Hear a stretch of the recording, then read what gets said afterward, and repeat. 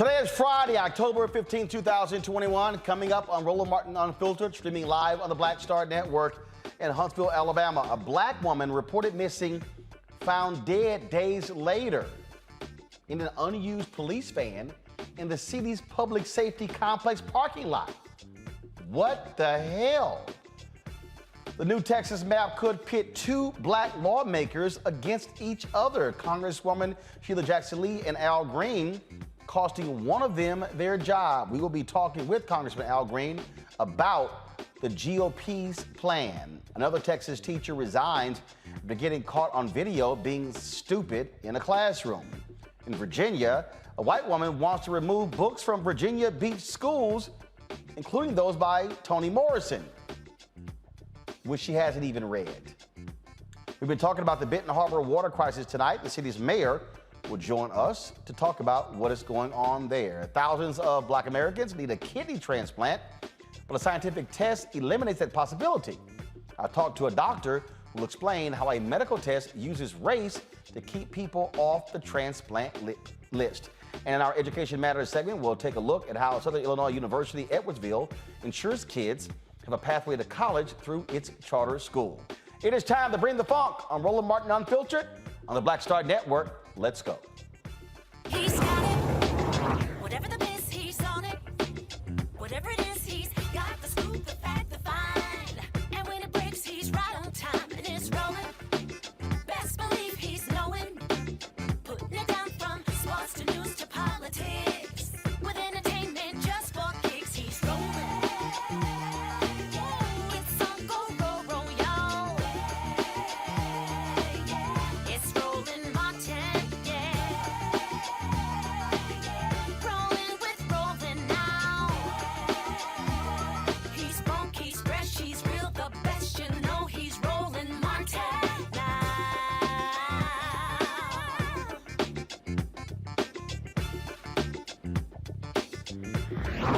Martin. All right, folks, we have gotten used to some strange stories out of Alabama, and here is another one. A family is seeking answers after their missing relative was found dead in the back of an unused police vehicle in the parking lot of the police headquarters.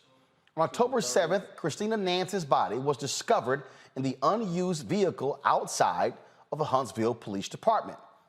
Huntsville police say surveillance video shows Christina Nance entering the van at the city's public safety complex on September 25th, 12 days before her body was discovered. Now, the 29-year-old's cause of death has yet to be determined.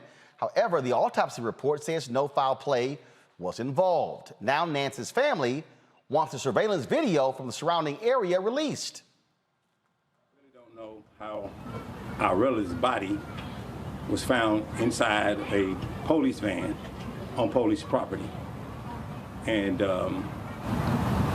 we need some justice, we need some clarity, and Christina cannot speak for herself.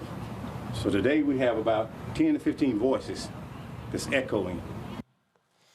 So Nance's family reported her missing 2 weeks ago. This is beyond strange. My panel, Michael Imhotep, host of the African History Network show, Kayla Bethea, communication strategist, and Brianna Cartwright, political strategist. I don't know what to say here, Michael. First of all, why would she be getting into an empty van, body found there, and Right. You mean to tell me no one even drove that van? A police van just unlocked and somebody just pops in? Well, see, once again, Roland, thanks for having me back. But this is crazy. Now, we don't know if the police van was unlocked. I've been reading this story. I haven't seen anything that says it was unlocked. Could have been unlocked. Could have been jimmied open. That's one of the first questions I ask. Okay, do you all leave police vans unlocked, or did somebody jimmy it open?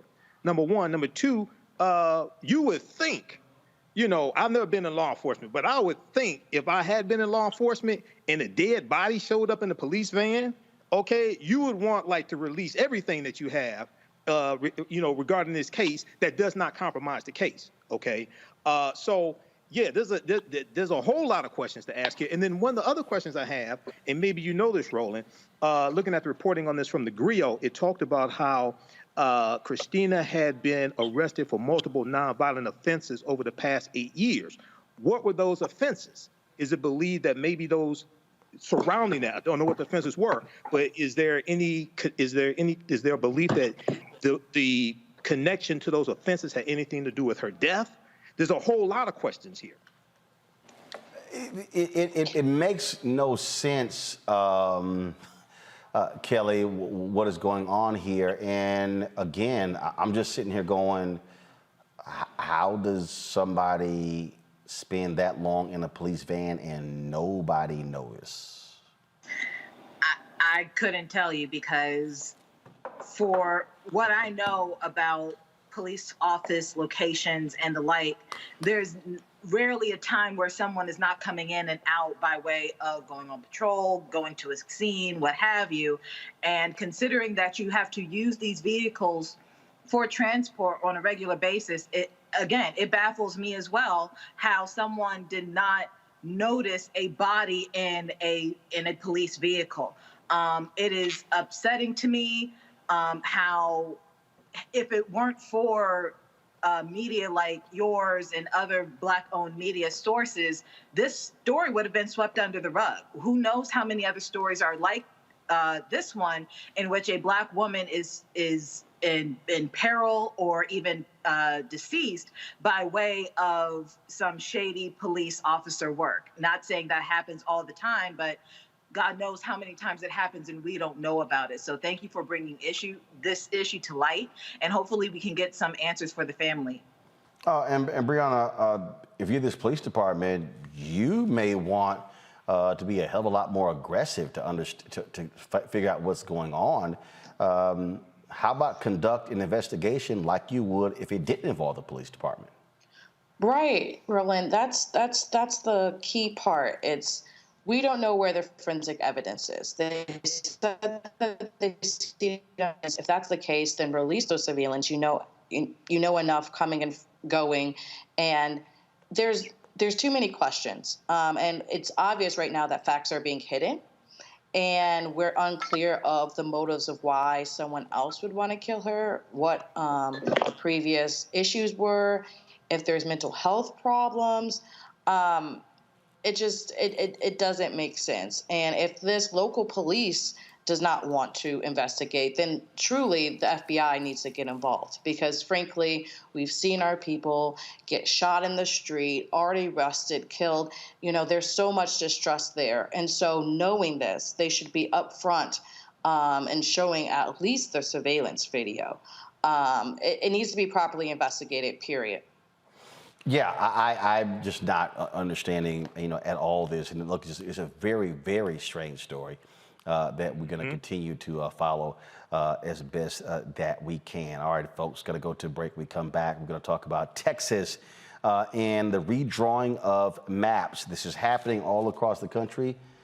They could be pitting, Republicans in Texas could be pitting two Black members of Congress, the only two from Houston, against one another, causing one of them to lose their job.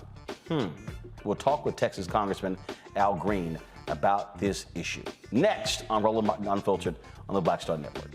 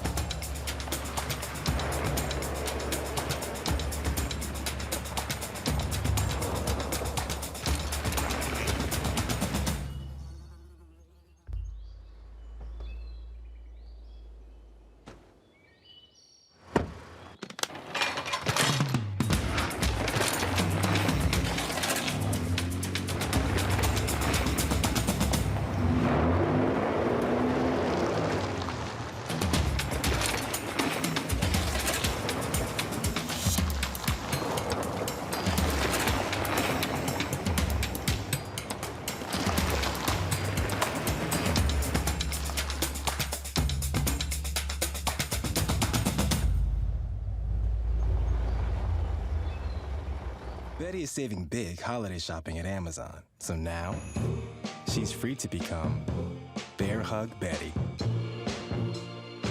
Settle in, kids. You'll be there a while. Ooh, where you going?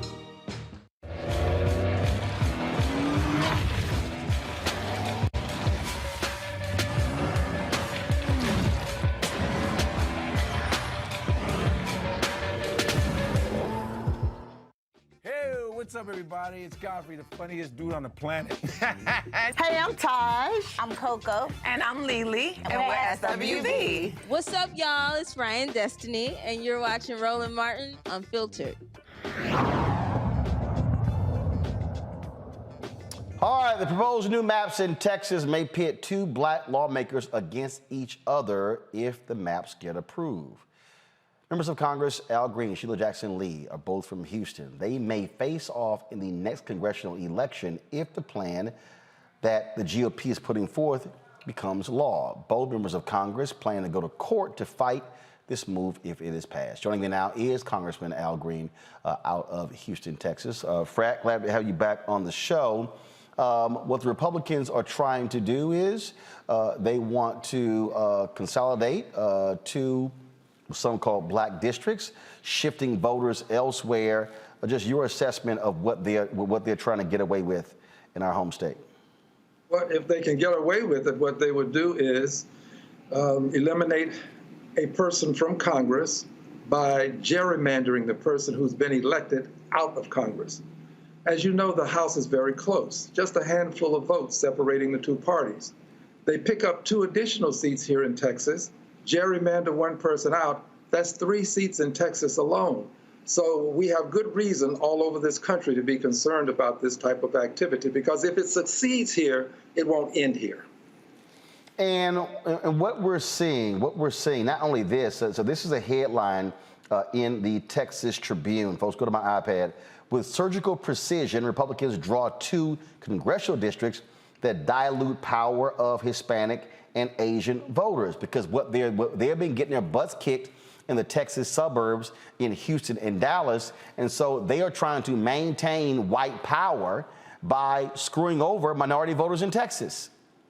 Absolutely. The 38th district that was drawn just outside of Houston is going to elect an Anglo Republican. It's designed to do such.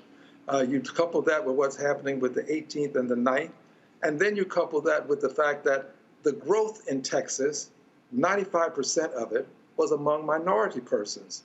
So the people who bring the seats to Texas will not benefit from the seats, and they get closer to the 218 in the House. It's more than politics, however, because the only 2 people in the state pitted against each other from the same party happen to be African Americans.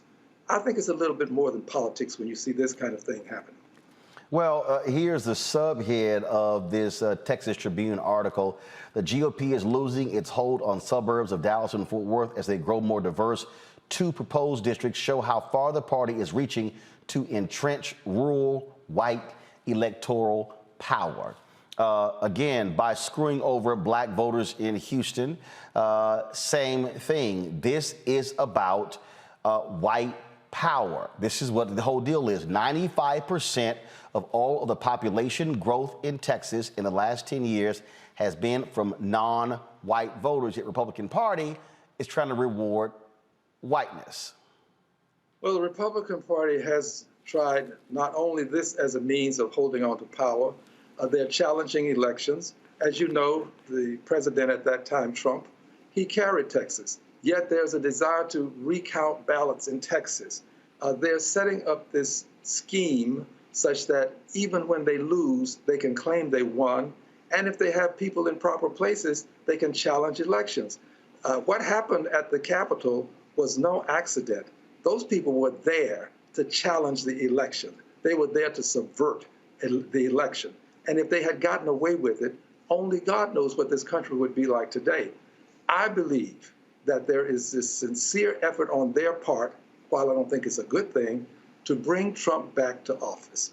And if they can bring him back and they can do it with impunity, then they will have the opportunity to run this country with probably little oversight, because we know now that the only thing you can do when a president is engaged in transgressions is impeach him. Literally, that's what you have to do. And if they have the Senate or the House, there won't be impeachment. And what we're also seeing here is very simple. We're seeing the impact of voting. We're seeing what happens, we're seeing what happens when folks don't vote, and therefore Republicans are in control of the Texas legislature. We're also seeing what happens, frankly, when people don't fill out their census. Because we reported yesterday about the undercount of black voters.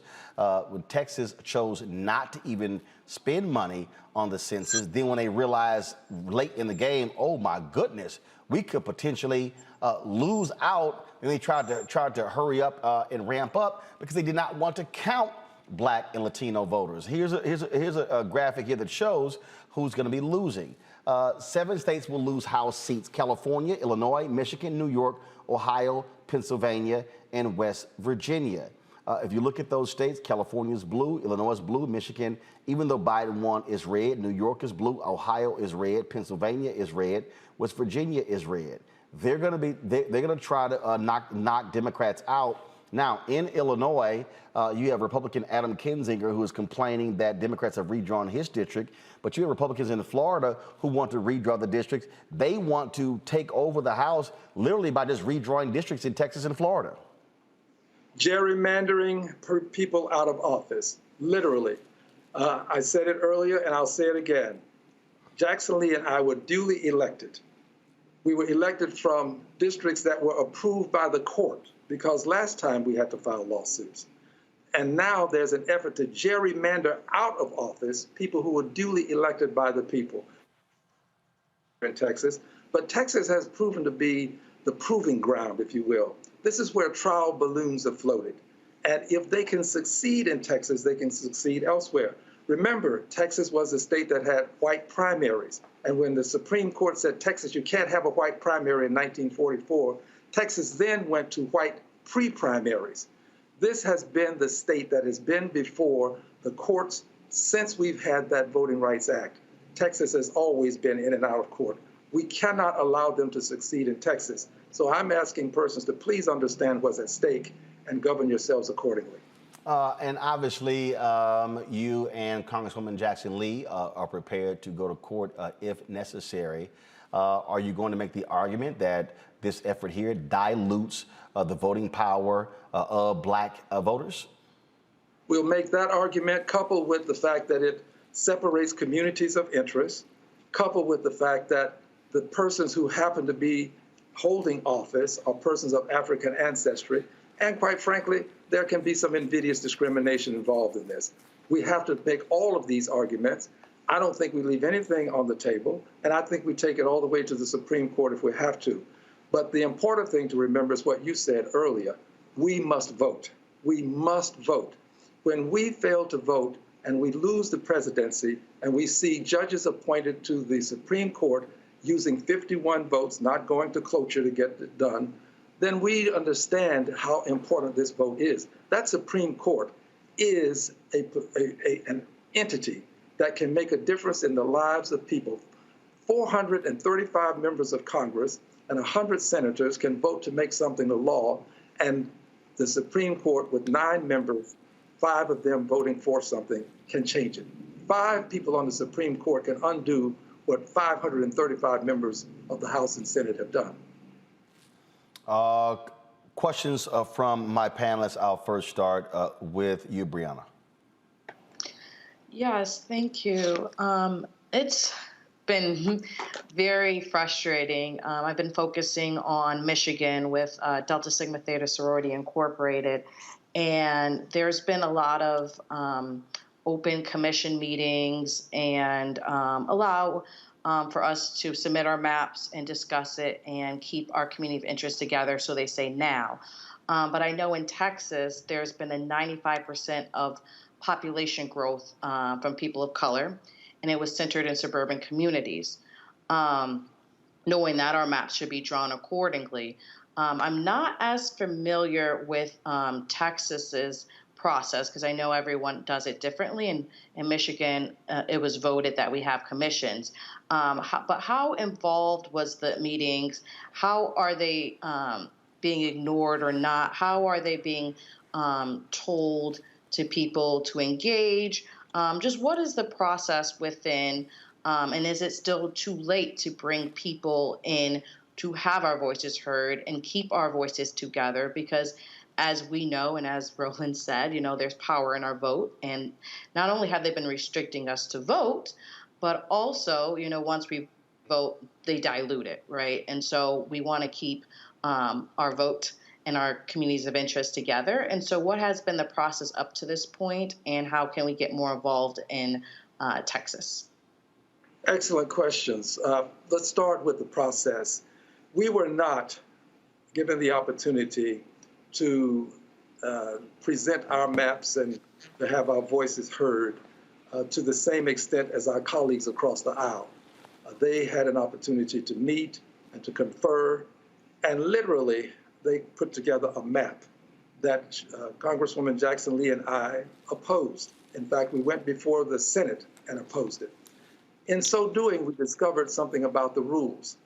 If there could be a change made, it would have to with the consent of all of the persons that might be impacted by the change. For example, if we wanted to move a line that impacted a district that might be adjacent to my district, I'd have to get the consent of that person. Well, that's rather difficult to do when that person has already approved the map that we're trying to change. So that created a problem for us. With reference to the House, we did get to the House in time. We spoke before the House this week. And we got there such that we could ask for the opportunity to present a map. We did present a map, and we're hoping that that map will get some consideration. I believe that this is a time for us to negotiate our way out of this if it can be done. But if it can't, then we have to litigate our way out. And if nothing else helps us along the way other than litigation and negotiation, then we deal with protestation. I think that people do have a role in this, and this is the second part of the question. I think people have to express themselves peacefully, but using the constitutional right to assemble and to march and to protest. There's a role for everyone, and protestation is an acceptable remedy in this country. I beg that it be peaceful protest. I'm a real staunch believer in peaceful protest. I also would add this final thing. As we're doing all of these things, and I thank you for asking the question about what we can do, I think people have to also contact people, let people know where you stand. There's nothing wrong with letting people know where you stand in this country. I can't tell you who to call, but I can tell you that you've got the right to call and also to send emails. These kinds of things work, and I would hope that people would give some consideration. Kelly, your question. Thank you, Representative Green. First and foremost, it's a privilege to speak with you, and thank you for your service on the Hill. Considering just how Republicans play the game of politics and constantly moving the bar unethically, such as what they're doing right now, and the fact that they can't rest on their laurels in recruiting and getting their own votes because they have no laurels to rest on anymore. And also considering what we saw in 2020 with Stacey Abrams and the grassroots movement that she did to get 2 senators on the Hill from Georgia. With all of that in mind, how effective would a grassroots effort be in your state, considering how often and how unethically the bar is moving as far as standards are concerned? Well, the grassroots effort can be most efficacious because we have to learn one lesson that's very important. If you have people who are recalcitrant, we can't waste our time trying to convince them that they should vote a certain way. We have to bring in new voters. And in Texas, we've got plenty of new people coming into their own, and we have to bring them into the process. There are young people who are organizing currently to do just this. And then we mobilize them, and we get them to the polls. So we have to expand our base. The potential is there for us to expand our base. We simply have to work it. It's not going to be easy. It's not going to be something that can happen overnight, but it can happen by the next election. we can bring enough people into the process to offset those who refuse to do anything other than seek power for power's sake, as opposed to doing the things that can be of benefit to the constituents we serve. Michael. Representative Al Green, thanks for coming on today and sharing this information with us. I'm glad you talked about a lawsuit and taking this to court. And I wanted to relate this to what happened in 1957 in Alabama, where the state legislature tried to redraw the district lines in Tuskegee, Alabama, to lock out almost all of the 400 African-American registered voters, leave in about 1,300 white voters. And this went to the U.S. Supreme Court, the case of Gomillion versus Lightfoot, 1960 U.S. Supreme Court case. And the Supreme Court ruled in favor of the African-Americans. And they said it was unconstitutional to redraw the district lines, and they said it was based upon race. One of the other things the African Americans did to fight back is they launched economic boycotts in Tuskegee against white businesses and shut down about 100 businesses. The boycotts went on for 4 years. So have you studied that case of Gomillion versus Lightfoot, 1960, number one? Number two, is there any talk about economic boycotts against corporations to help finance these Republicans that redrew these district lines? Well, I went to Tuskegee Institute of Technology. I made engineering there. I was a part of the protest there on the campus. I was there when we decided that we were no longer going to divide the leadership. At one time, there was a pattern of African Americans could only have certain positions, couldn't become mayor, could hold some other lower positions. Well, the young people on the campus at Tuskegee got engaged in that process, and change came about. So I'm familiar with Tuskegee, but I'm also very much familiar with the fact that you can engage in selective bargaining.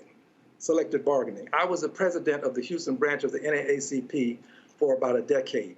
One of the things that we learned early on that you have to be very careful with your language. People can choose to buy from whomever they want, but you have to be careful how you style that buying. I think the NAACP in Houston is very much active and is looking into means by which we can marshal our forces, make sure we get people registered to vote, and make sure we get them to the polls on election day. All right. Congressman Al Green, we will be watching this story very carefully to see what happens there in Texas. We appreciate it. Thanks a lot. Well, thank you very much. Please, everyone, encourage people to vote. That's going to be very important. All right, Congressman Al Green of Houston, thank you so very much. All right, folks, got to pay some bills, and we certainly want to appreciate our sponsors, Amazon, Buick, as well as Nissan, for being partners with us here at Roland Martin Unfiltered and the Black Star Network. When we come back, our Black and Missing person of the day, showing you trying to make sure that she gets returned home, and they've started jury selection in the case of the man accused of murdering Ahmaud Arbery. We'll tell you all about that when we come back on Roland Martin Unfiltered on the Black Star Network.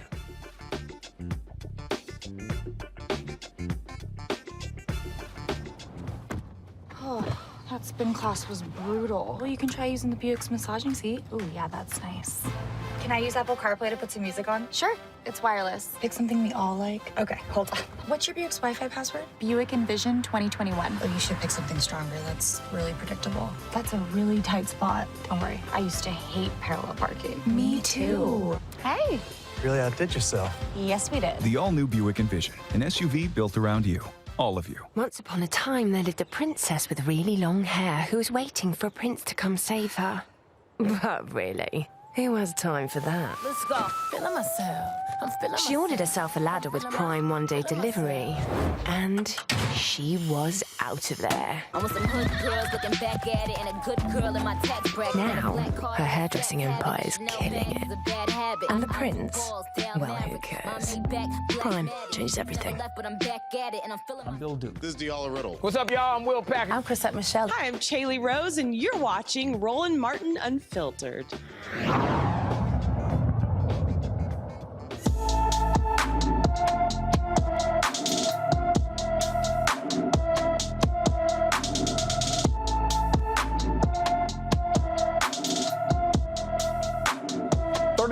Tynesha Taylor, of course, was last seen in Newport News, Virginia on September 1st.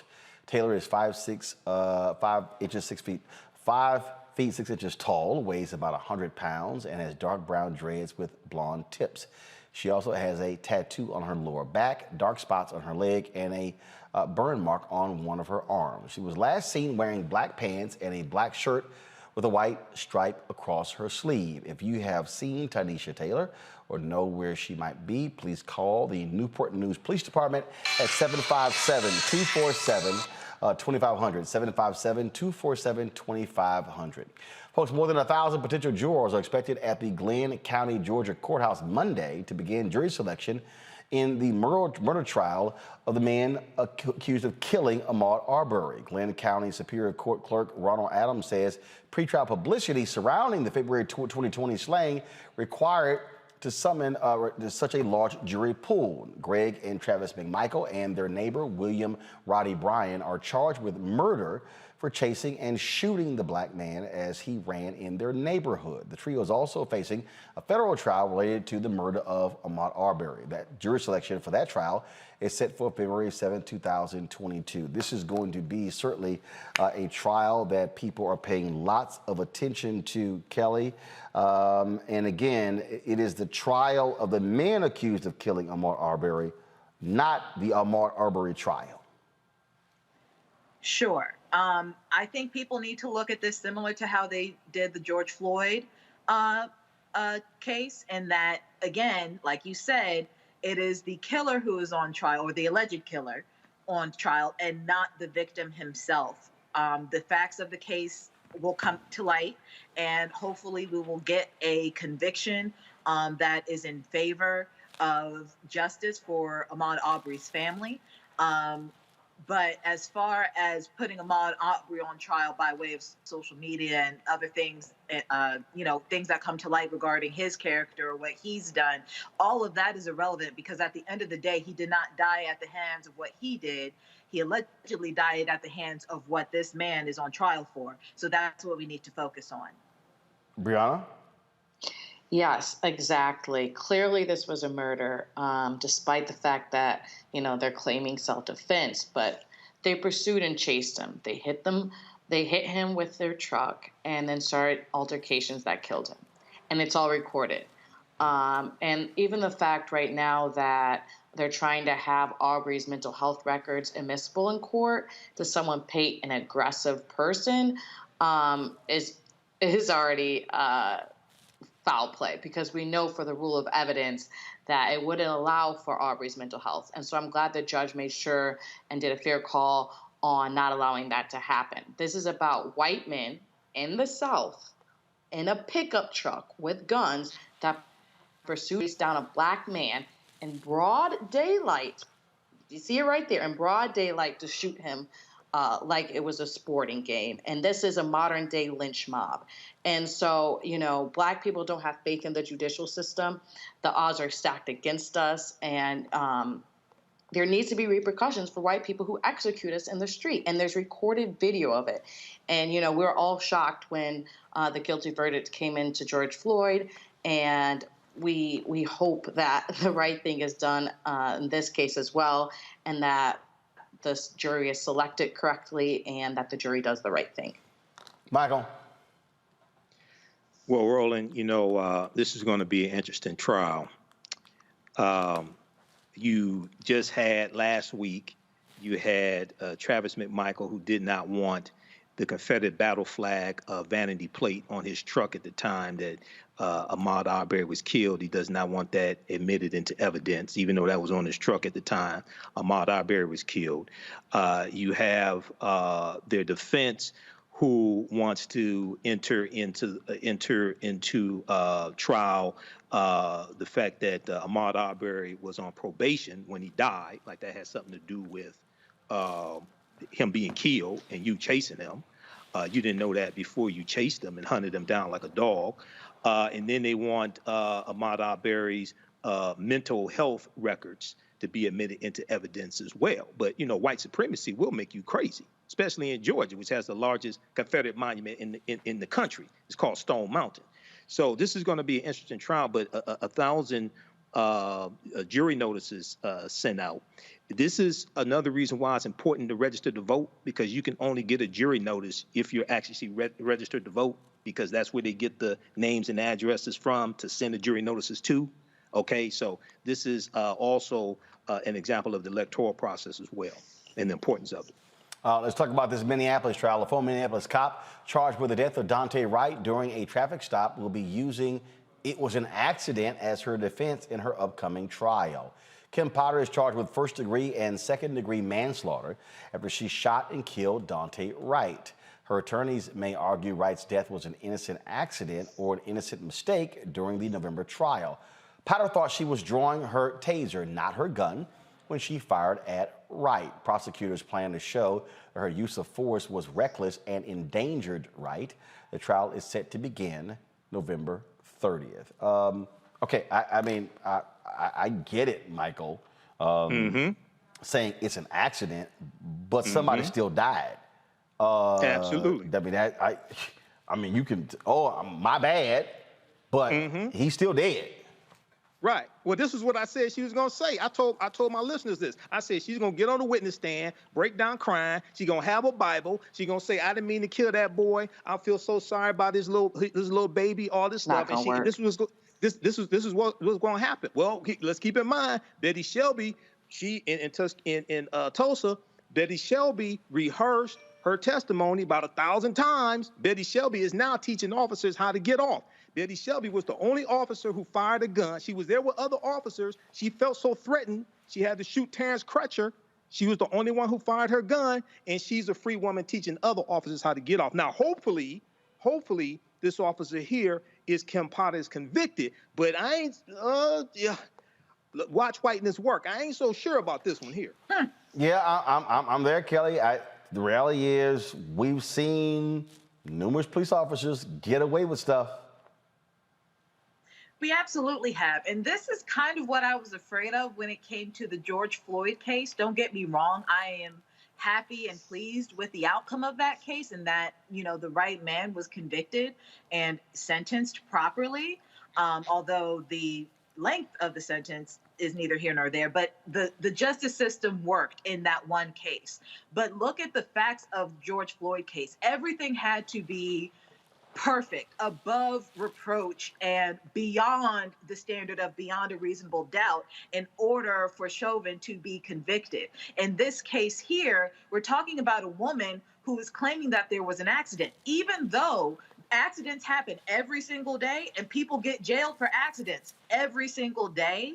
We are still dealing with, like Michael said, whiteness, and not to mention white womanness, in that, she's an empathetic, may I say, sympathetic character when it comes to juries, jury selection, and even judges' decisions in court. So that is my issue here. The fact that it is not always going to be a perfect case. It is not always going to be something that is, all T's crossed, all I's dotted in the worst way, meaning there's no way you can say that this person didn't do it without malice, et cetera, et cetera. She still killed somebody. Whether it was accident or not, she had a duty not to do her due diligence and make sure it wasn't a gun that was in her hand. At the end of the day, someone still died and someone still needs to be held accountable, and it should be her. Brianna?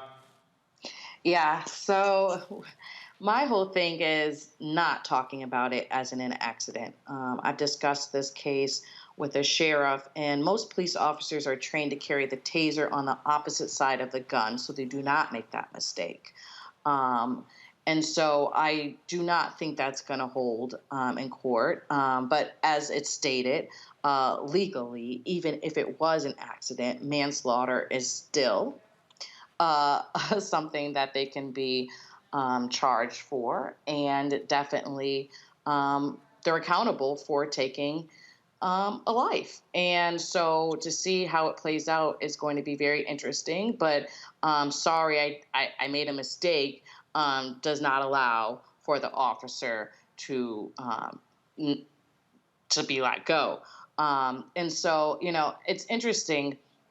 Officers are trained how to deal with the public, but we aren't necessarily trained how to deal with police officers. I do think that we should have part of our driving training process, how we should go into some of these situations. I don't think that's going to solve it entirely, but it is something that we need to start talking about. We just, as Kelly said, a year ago, we watched George Floyd murdered. And so that memory's been seared into our souls. And, we still need justice, Of course, we got the guilty verdict, but that is not enough. And so, as we speak previously, Roland, the George Floyd Act, and getting that passed. So like the countless other of Breonna Taylor, or Dante Wright, and as the list goes on, that this is not a chronic issue. So we keep talking about these one-off situations and these very deadly, sad situations, and they keep happening. We need to have something a lot more done. Folks, let's talk about the Virginia governor's race, where former Virginia Governor Terry McAuliffe is facing Republican Glenn Youngkin. I mean, first of all, there's no reason why this race should be this close. McAuliffe is supposed to be a superstar raising money. He's now calling out all the big guns. President Barack Obama and others will be in Virginia this weekend and over the next couple of weeks, of course, campaigning for him. And what was real strange was Steve Bannon, the white supremacist, held an event for Youngkin's campaign. And watch this. This is where these idiots actually pledged allegiance to a flag that was used on January 6th. Okay, this is strange. I also want to invite Kim from Chesapeake. She's carrying an American flag that was carried at the peaceful rally with Donald J. Trump on January 6th. I ask you all to rise and join us as Mark Lloyd leads us in the pledge. Face the flag. I pledge allegiance to the flag. These folks are out of their damn mind. Obviously, Youngkin is trying to distance himself. This is what Terry McAuliffe said. He said, Glenn Youngkin was endorsed again tonight by Trump at a rally where attendees pledged allegiance to a flag flown at the deadly January 6th insurrection. Beyond disturbing, this is sick, and Glenn is honored to have Trump's endorsement. Youngkin, of course, has distanced himself from that particular rally as well. What you have here is McAuliffe, who is trying to tie Youngkin to Donald Trump at every chance he can get. But the question, though, is will that work? Democrats are really concerned about losing the governor's mansion. Republicans could take over one of the state bodies in Virginia as well. Some people are trying to blame Joe Biden, President Joe Biden, for his decreasing polling numbers for this. No, could be. A lot of people are simply not enthusiastic about McAuliffe seeking re-election. Who's that question for? Anybody? Well, yeah, I think that's very interesting that you said that, because on the one hand, you've got Terry McAuliffe, and he's got a vision for Virginia's future, and every single person has a chance to succeed, where working families get the support they need, and where voting rights and healthcare access aren't even in question anymore, right? We have that, right? We have the Democrat. And then on the other hand, there's Glenn Youngkin. And he has this truckload of money and full-throated endorsement of Donald Trump. And we keep on hearing, we need help, we need help. What we know about this is Virginia is Donald Trump's first real shot of regaining relevance after his 2020 thumping. He's already planning a 2024 campaign, supposedly. And getting Glenn Youngkin elected this year is a huge part of his plan. So why is McAuliffe struggling so bad? I mean, why are voters not enthusiastic about McAuliffe? He won the Democratic primary.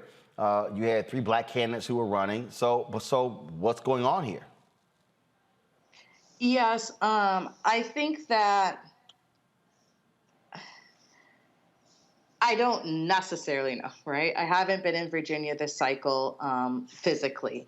I know it virtually. But I do think that there's not enough messaging around the link really yet of Youngkin and Trump.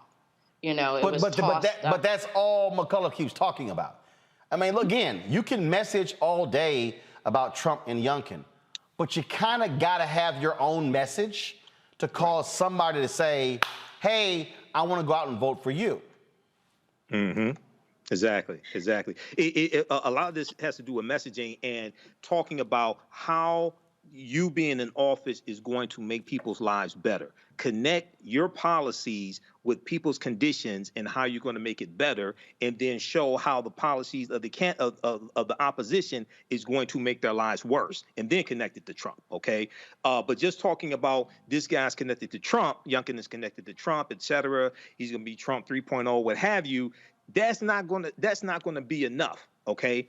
So you have to talk about, and Democrats tend to suffer from a messaging problem.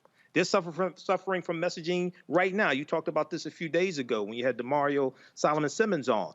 They should be talking about how the $1.9 trillion American Rescue Plan that only Democrats voted for in the House and the Senate are helping people in Virginia right now and helping Americans. No Republicans voted for that bill. The $46.5 billion of rental assistance for renters and landlords is only because of Democrats. No Republicans voted for that bill. That's in the $1.9 trillion American Rescue Plan. So you have to connect policies and your administration to people's conditions and their lives.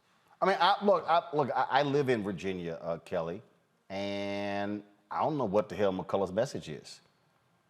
I know. I don't. I mean, your message can't be, "Hey, that dude's with Trump." Right. You kind of gotta have something more. I don't even know what his message specifically to African Americans is. Mm-hmm.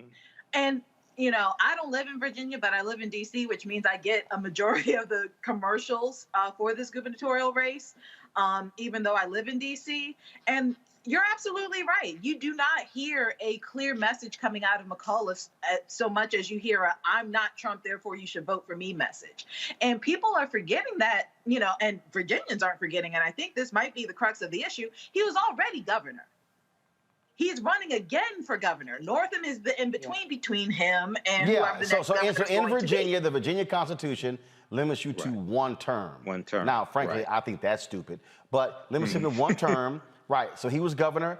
Northam became governor. Justin Fairfax, lieutenant governor. Many said he was going to be the favorite to run.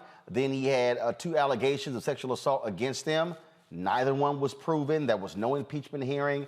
The 2 women who made the allegation didn't even file any complaints with the district attorneys. The 2 black DAs who said they would actually investigate it in Boston and North Carolina. So that just torpedoed his campaign. You had a couple of other African Americans who ran. They didn't make a dent as well. So McCullough, he then runs. Name recognition and the money, wins the nomination. But you got to have something else there. I don't know what's there. No, and exactly. Hold on, Brianna, 1 second. Kelly, go ahead. No, but that is exactly my point. You cannot run a campaign, any campaign, just on your namesake alone anymore, especially in the Democratic Party, because frankly, Democrats are fed up. And a lot of people also forget that Virginia, if it weren't for Northern Virginia being Alexandria, Arlington, everything kind of sort of surrounding D.C., Virginia would be a very red state. And Terry McAuliffe would not have a chance in hell of winning if it were not for that population basically evening the scales as far as who can win or not. So you have to keep that in mind when you talk about these numbers. You have to keep that in mind when it comes to fundraising and why he's not getting the fundraising and all of those things. But on the other hand, you have Youngkin, who is straddling his own kind of fence in that he's supportive of, Trump and getting his recognition and his endorsement. But when it comes to being interviewed about it or, any type of press coverage on it, he kind of distances himself. He's like, I'm thankful for anybody's support. I'm over here like, rep your set. He's No, an ass. No, but but politically, he doesn't have to. Here's the whole deal. He doesn't have to. I'm just saying, But he's not. I mean, politically, he's not. And actually, that's smart politics. If you're going to get the Trump people, and Trump was out there campaigning for you, I don't need to sit here and openly hug you. I'm going to get it anyway. So what he wants to do is he wants to run away from it. Look, I saw a commercial the other day, last night, the Republican who's running for Attorney General doesn't even mention he's a Republican. That's true. You see the ad, and all he has is his name for Attorney General, does not say that he's a Republican. And so I was like, do he a Democrat? I don't think Republican? Youngkin does that either. I don't think Youngkin does that in his commercials either. Yeah, because what he's trying to do is he wants to be able to shy away from it. He's straddling the fence there. Again, look, I just hope, I had Terry McCullough's number. I just sent him a text saying, hey, you need to come on the show. Breonna, again, I don't know. Right. I don't know. The race is very tight. Some have it within 3 points, within the margin of error. You would think that this is a safe state for Democrats. Bottom line is, and I warned people about this in 2016, okay? Look, this whole deal with Fox News and critical race theory and all that BS and all these white folks going to school board meetings all pissed off, there's enthusiasm on the Republican side. You cannot underestimate enthusiasm. If they turn out and you've got lackluster turnout on the Democratic side, McCullough goes down. Republicans control the governor's mansion in Virginia. Go ahead. So there's a couple of things I want to state, and I just from this conversation, I agree with a lot of what Kelly said. As you know, she focused on communications and branding, and just within that, every single time that you, Roland, have brought it up, right? You called him McCullough. If you even go back to his logo, right, for this campaign, it says Terry, right? So when Kelly says that, I don't think many realize it's the same person who's been in office. They're not putting two together. I think that's first. I think it's the branding. That's why I was saying of the messaging. But I also want to remind everybody that Youngkin dropped out of the debate. So every gubernatorial candidate since 1985 has participated in the debate, and it didn't occur, right? And so, it probably is because, How many folks saw the previous debates? I mean, is that going to actually result in losing votes? No, but as one thing you were saying is like you haven't heard enough about his platform. A lot of times that comes into play when you have the debates, and I'll say from the campaign side, people take clips from that and run it, even within the campaign for ads, or even people like, oh, he said this, and then you start talking about the platform, but there hasn't really been that space in this campaign. And so it has, as I agree with you, Roland, been very concentrated on needing this money to get the message out because of the bad man, right? And I think, the thought behind it is, in 2020, people came out to make sure that the bad man didn't win. I don't think there's a big enough connection for people to understand that this is still part of what that was in 2020, right? Because as you know, Roland, 2020 didn't start in 2020. 2020 started in 2016. And those people who created the awareness around what we needed for 2020 were frankly tired. And they don't want to keep getting beat over the head of like, Trump is bad, Trump is bad, Trump is bad. We got it. We got him out. Let me rest. Is kind of in a lot of the back of the heads of people who... But he's not on the ballot. Again, you can invoke it, and I know McCullough is doing, you can invoke it, but it's not on the ballot, unlike in 2020, which helped down ballot candidates. All I'm simply saying is this race is extremely tight, so I don't know where Terry McCullough is spending all this money, and I can tell you right now, I have not heard, even among African Americans, again, I go back to enthusiasm. Democrats are going to lose if they do not shore up the enthusiasm gap. The right, and I agree. The right is pissed off because they lost. And you can't just go, oh, okay, y'all, come on out. No, it's gonna matter.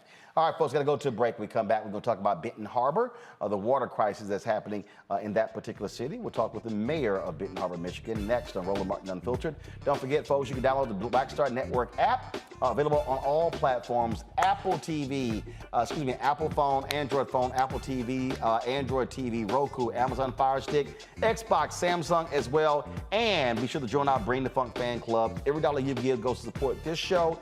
Cash App, $RM Unfiltered, PayPal is R Martin Unfiltered. Venmo is RM Unfiltered. Zelle, Roland at RolandSMartin.com. Roland at RolandMartinUnfiltered.com. And we certainly want to thank our partners with the show. Amazon, Buick and Nissan, and beginning on Monday, Verizon will be one of our partners, and they'll be sponsoring our business segment, our marketplace segment on Tuesdays, and our Tech Talk segment on Wednesday. And so we certainly appreciate that. We'll be back in a moment.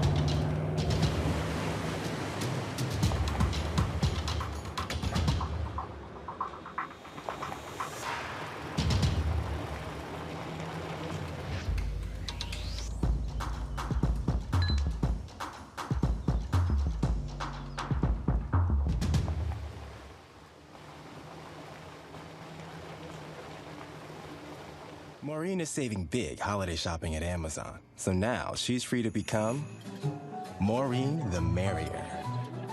Food is her love language, and she really loves her grandson. Like, really loves. My name is Charlie Wilson. Hi, I'm Sally Richardson Whitfield. And I'm Dodger Whitfield. Hey, everybody, this is your man, Fred Hammond, and you're watching Roland Martin, my man, Unfiltered. Earlier this week, we told you about Benton Harbor, Michigan's water crisis. It's described as being worse than Flint, Michigan. Well, now we've been talking about with officials there. Now let's talk with the mayor of the city, Mlk Memorial, who joins us now from Benton Harbor. Mayor, glad to have you on the show. We talked with a doctor yesterday. He talked about, gave us a timeline of this. How long has this been a problem in Benton Harbor? So first of all, thank you, Roland, for having me on the show. This began in 2018 in terms of the actual testing. But like Flint, the city of Benton Harbor was under emergency management from 2010 to 2017.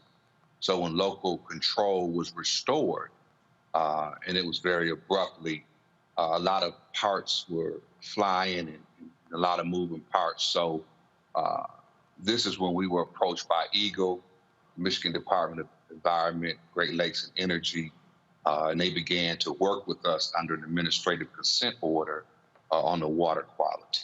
And they tested 30 homes and found that of the 30, 8 homes exceeded the lead levels and 22 did not.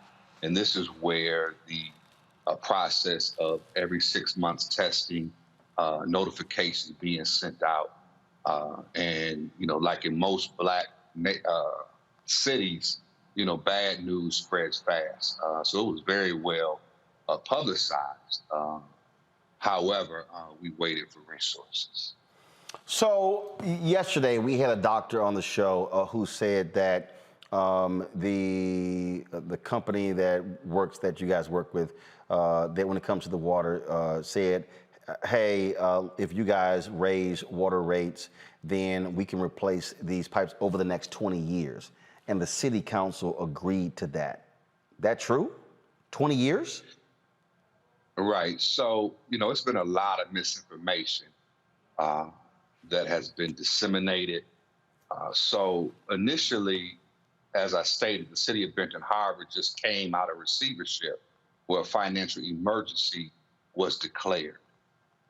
So monies was dire straits. When you say came out when? What year? 2017. Okay, so 2017, you came out of emergency management, which means that local control has been in. So you've had local control in place at Benton Harbor since when? Since 2017. Gotcha. And you said testing began in 2018. Correct. So this particular. But you have to understand, Martin, this is a $30 million job. So when you start talking about a $10 million per year operating budget, a city who has traditionally robbed Peter to pay Paul, you know, this is a great undertaking that will require federal, state resources to lean in to help a struggling city like Benton Harbor, which is happening now. But when we first identified the problem, those resources were not available. So when the city vote, when that city vote took place, when was that? So there was no city vote. So that's misinformation. Okay. So it was presented to us right that this is a timeline based upon the money that was available. Because remember, you know, the check engine light can be on, but if you don't have the resources and the monies to correct it, then you just continue to drive with it on. So there was no decision to raise water rates in order to pay for the replacement of these pipes. No, sir. Okay. So you folks have known there since 2018 there's a problem with the pipes there in Benton Harbor, correct? That is correct. Okay. So 3 years. So residents there, for how long have they been advised not to drink the water, not to cook with it, not to bathe with it? So as I stated, initially it was 8 homes. And then when we continued the testing, after 108 homes, we found that 89 was below the limit, while 19 was above. But since we had 3 consecutive years of lead exceedances, that's when the state came in, and we know that we have approximately 6,000 lead lines currently in the ground. And since we have not tested every single home, then, you know, we want to take the greatest caution moving forward in order to make sure that residents are not drinking lead in the water. So 89 out of 108 homes had lead issues, correct? No, tested below. Tested below, okay. How many total homes in Benton Harbor? Approximately 4,000. 4,000. So if 89 out of 108 tested, then you can extrapolate tested below. How many tested above? 89. So we're looking at out of 10 homes, 8 tested below. Right. 2 tested above. Right. But the thing about it, Roland, 1 is too many. And since we have not tested all the homes, it's important that we do that. Are you going to test all the homes? Yes, we're in the process of doing that right now. How many been? And that's why. How far has it been? How far are you along? So have you done 10%, 20%? How far along are you in the testing? So currently, we've replaced about 50 lead lines in homes. 50 lead lines. 50 homes. 50 homes out of how many? We just about 4,000 homes. Gotcha. So we start with another 100 next month, this coming November. But see, again, this is where the money comes in. Right. So you replaced so far little more than 1% of the homes, the pipes in the homes. You have Correct. So 50 out of 4,000. Your plan is to replace all 4,000, right? That's correct. But in 18 months. Okay. So you're going to do so in 18 months. You're saying you're going to replace all of the pipes in all of the homes. Let me tell you how. So currently we have 5.6 million. We worked with Congressman Upton from the Obama administration. We received 5.6 million from the EPA. The governor proposed 20 million from the ARPA funds, but a deal was struck with the Republican legislator where they took 10 million out of the state budget. And that's going toward Benton Harbor, along with the other 10 that will come from the ARPA. And then we get another $3 million this month from Eagle. So we'll have a total of $28 million at our fingertips. But the big thing is, as we remove the lead lines, the governor signed a directive, executive directive, where it's an all hands on deck approach, where all the resources, all the agencies that's at her disposal will be working in Benton Harbor. So we have currently, starting Monday, up to 30,000 cases of water will be delivered per week. And we'll be able to hire residents, expand our sites, decrease the lines so we can get people clean and safe drinking water as we replace the pipes. Michael, you have a question? All right, Mayor Muhammad, I'm here in Detroit, so we're neighbors, man. Thanks for coming on today and explaining this to us. Question for you, in replacing the pipes in 4,000 homes, can you explain a little bit who's doing the replacing? Is this contracted out to companies, or is this the state, or what have you? And if it's contracted out to companies, are there opportunities for African Americans to get contracts and maybe employ African Americans, et cetera? And also, how can people watching around the country help you all as well? I know you need water and different types of things like this. How can people help also who are watching? Thank you for that question. So the $5.6 million that we currently have, we just awarded $500,000 of those dollars to a local Black contractor, Mlk Construction.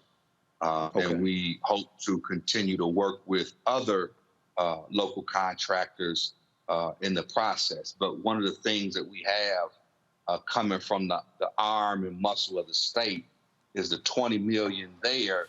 They're going to work with us in the procurement process because we don't have time at this point. As Roland stated, we've already dealt with 3 years. We lost a year with COVID. 2020 just basically wiped out the little progress that we started to make in 2019. But now, we have to move aggressively. So the state is going to help us with that. But I did share with the Lieutenant Governor that we have a 25% clause in our city ordinance that 25% has to go, the work has to go to local residents. So, we're going to do all we can to make sure that local people work. However, as the mayor of the city, I'm responsible and I'm owning. I didn't put the lead lines in the ground. I'm not putting the lead in the water. However, I'm responsible for cleaning it up and solving this problem once and for all. Right. And how can we help? So, we're working with local pastors where you can reach out. You can call 269-861-6504. And, that's my direct number. And I can connect you with local pastors that are on the ground working with the local government. But it's small town politics, but it's surrounded in a big field. And this is what I want people to know, Roland. Benton Harbor is surrounded by 4 bodies of water: Lake Michigan, the Paw Paw River, St. Joe River, and Ox Creek. We have 625 acres of virgin riverfront property that's poised to be developed, about 400 million as it stands. So I don't want for people that's watching, even though we're dealing with a water crisis, from years of neglect and abandonment and lack of resources. But Benton Harbor is by far from a toxic dump. Whirlpool Corporation is their global and their North American headquarters, along with a host of other developments. So great work is taking place, but this is something that has to be handled and dealt with right now, once and for all. Okay. Mayor Mark Muhammad, we surely appreciate it. Thanks a lot for joining us. Thank you so much, Roland, for the opportunity. All right, thank you so very much. Got to go to a break. When we come back, we're going to talk about African Americans and transplants. What's going on where we're not making transplant lists? We'll explain next on Roland Martin Unfiltered on the Black Star Network.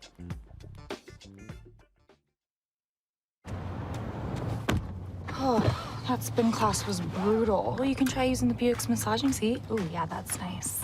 Can I use Apple CarPlay to put some music on? Sure, it's wireless. Pick something we all like. Okay, hold on. What's your Buick's Wi-Fi password? Buick Envision 2021. Oh, you should pick something stronger. That's really predictable. That's a really tight spot. Don't worry, I used to hate parallel parking. Me too. Hey. Really outdid yourself. Yes, we did. The all-new Buick Envision, an SUV built around you. All of it. Once upon a time, there lived a princess with really long hair who was waiting for a prince to come save her.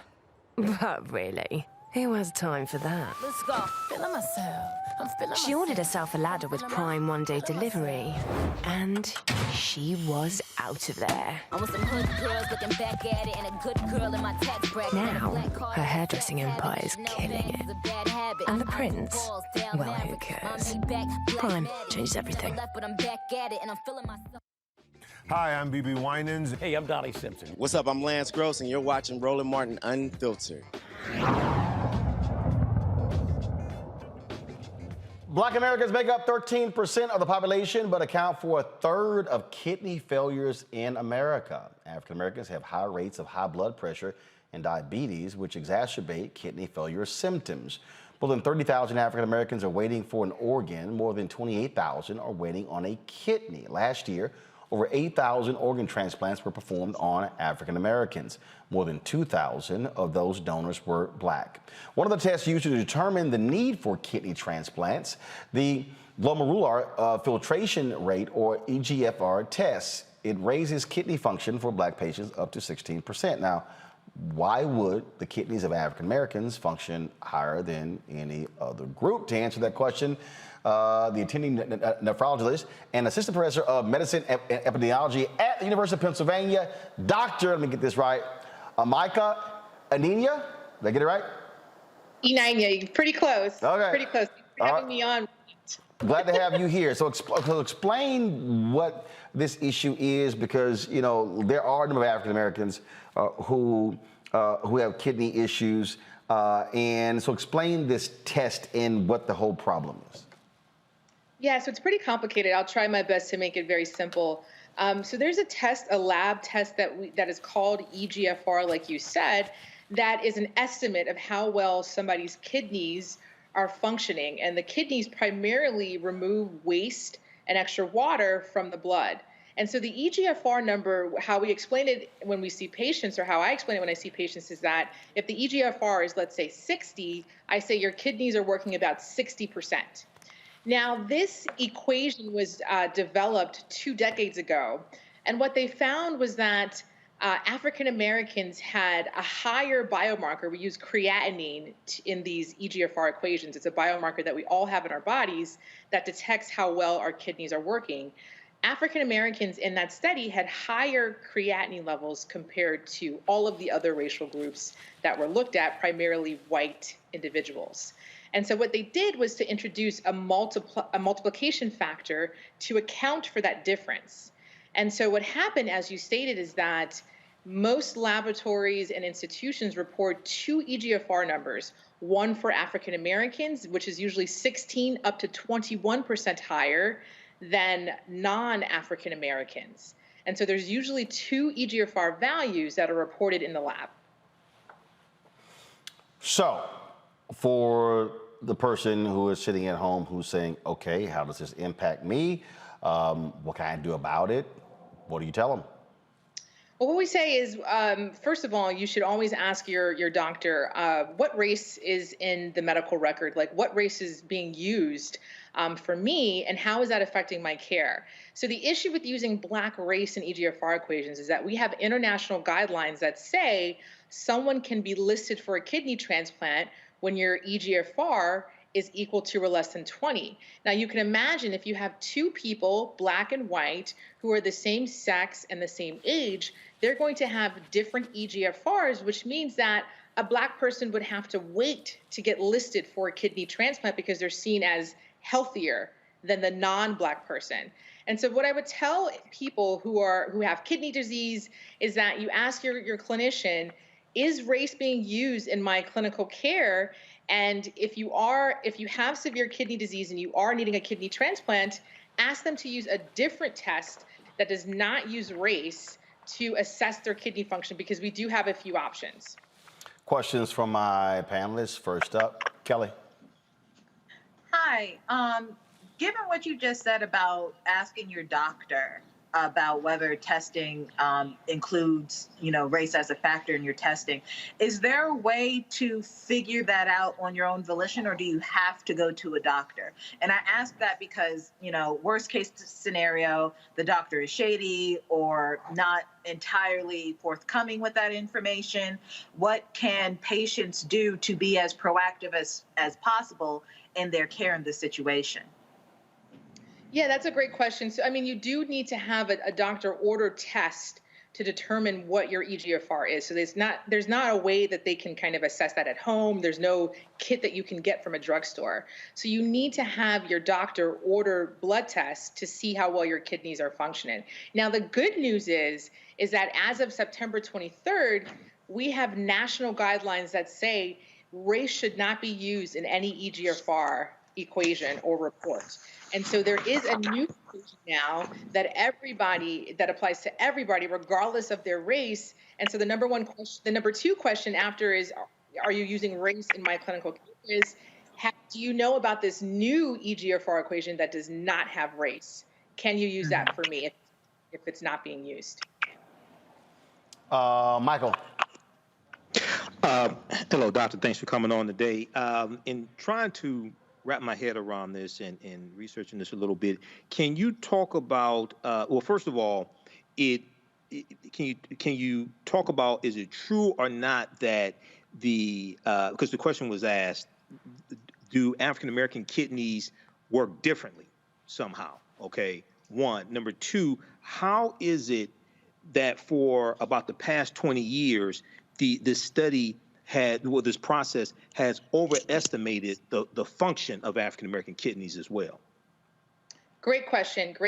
So absolutely not. Black kidneys work the same as every other racial group. We have studies that have shown that. We have the Human Genome Project that was published in 2003 that shows that biologically or genetically, we are more similar in between racial groups than within racial groups. So there should be no reason why African-American or Black patients have different kidney function. That's one. To answer your second question about why was this being used, well, it was being taught that African-Americans, for instance, had more muscle mass than every other racial group, and that affects creatinine levels. And so we were taught in medical school that biologically, Black people are more muscular, and therefore their creatinine levels, which are used in EGFR equations, are higher. And it was really medical students that have kind of catalyzed this racial reckoning in medicine, where they were being taught this kind of fallacy of Blacks having more muscle mass, and they totally challenged the status quo. There were a group of medical students at Harvard Medical School that actually threw out race in their EGFR reporting systems at Beth Israel Deaconess in Boston. And so that started the movement. And then with organizing, petitions, my scientific advocacy, some research, we really moved the needle quickly over a year's time to come up with a new equation to get rid of this flawed practice. Wow, thank you. Brianna. Absolutely.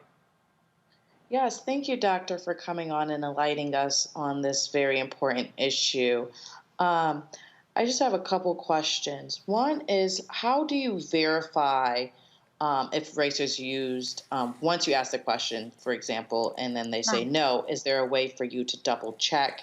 And then also, would this still be an issue if Black doctors are being used? Are Black doctors aware of this and would be less likely to take race into effect when determining the care for your kidneys?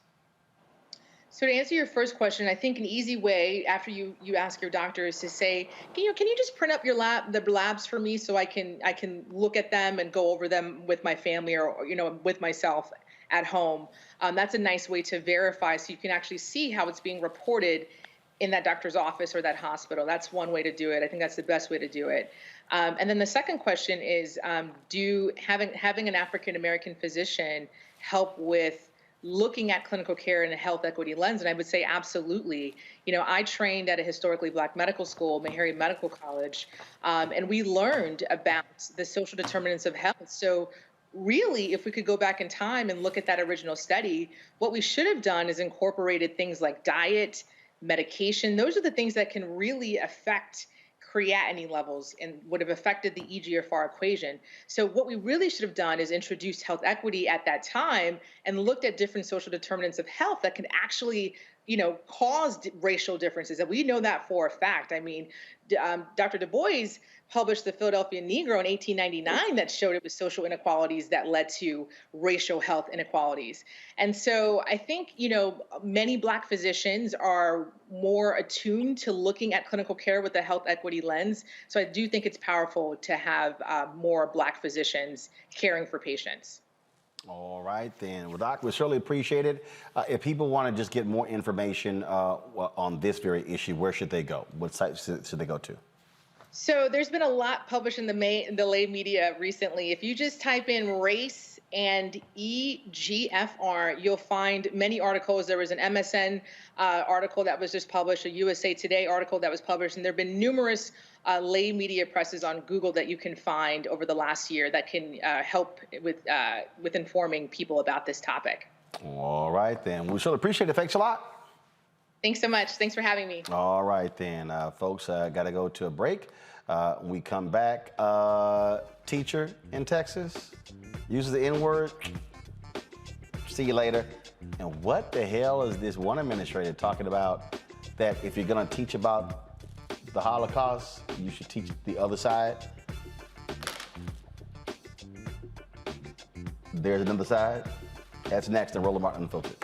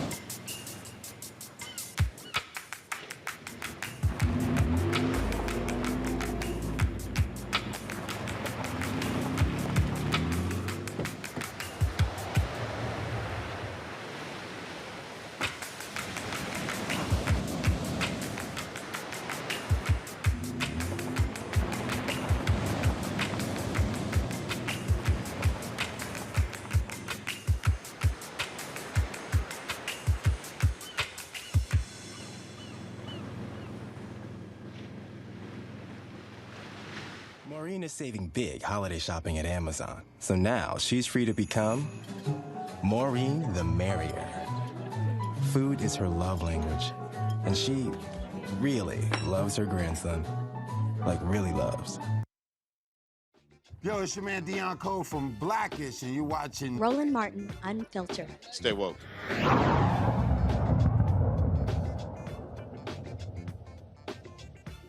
Well, here you go, folks. You know what time it is. No charcoal grills are allowed. I'm white. I got you, bro. Illegally selling water without a permit on my property. Whoa! Hey! You don't live here. I'm uncomfortable.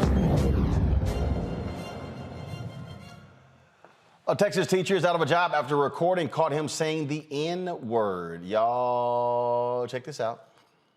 We have to have, you know, like you say, people get really upset and the tension in the room rises because we're not allowed to have a difference of opinion. I mean, if there's a word that you're not supposed to say, why are you saying it? I don't know. Why do the guys in my class go, you know, and say, man, nigga, you crazy?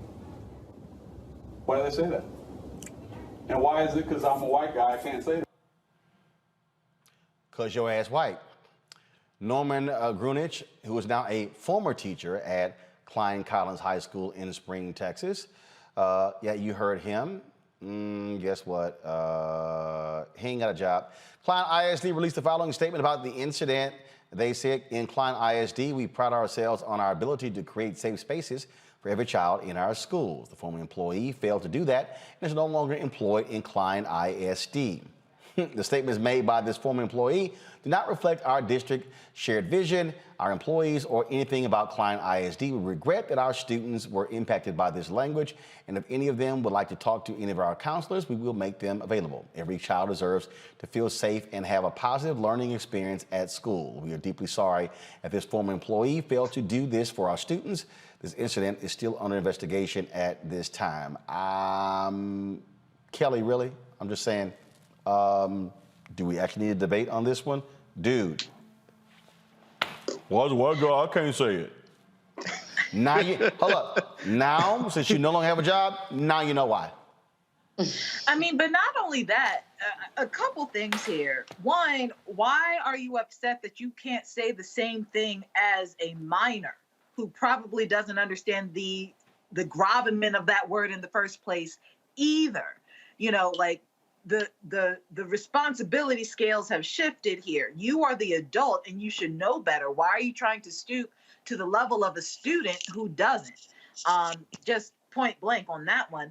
But on a larger note, it just baffles me how white people cannot fathom a world in which they are not allowed to do something or not allowed to say something because they are so used to being in a position where they are telling other people what to do and telling other people what to say, so that when, you know, something as egregious and as offensive and historically wrong as the N-word is coming out of their mouths, and they know that, they still can't envision not being able to say it.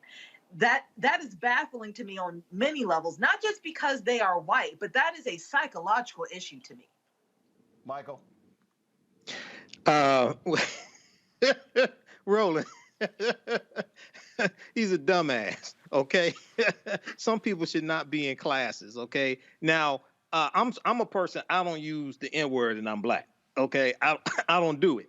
But when you go and research this, and once again, this is in Texas as well, you know, and there's some crazy things going on in Texas. He also could be heard in the recording asking why there's no White History Month, and he pointed to the treatment of some Irish people. He said, why don't we have a White History Month talking about what the Irish went through?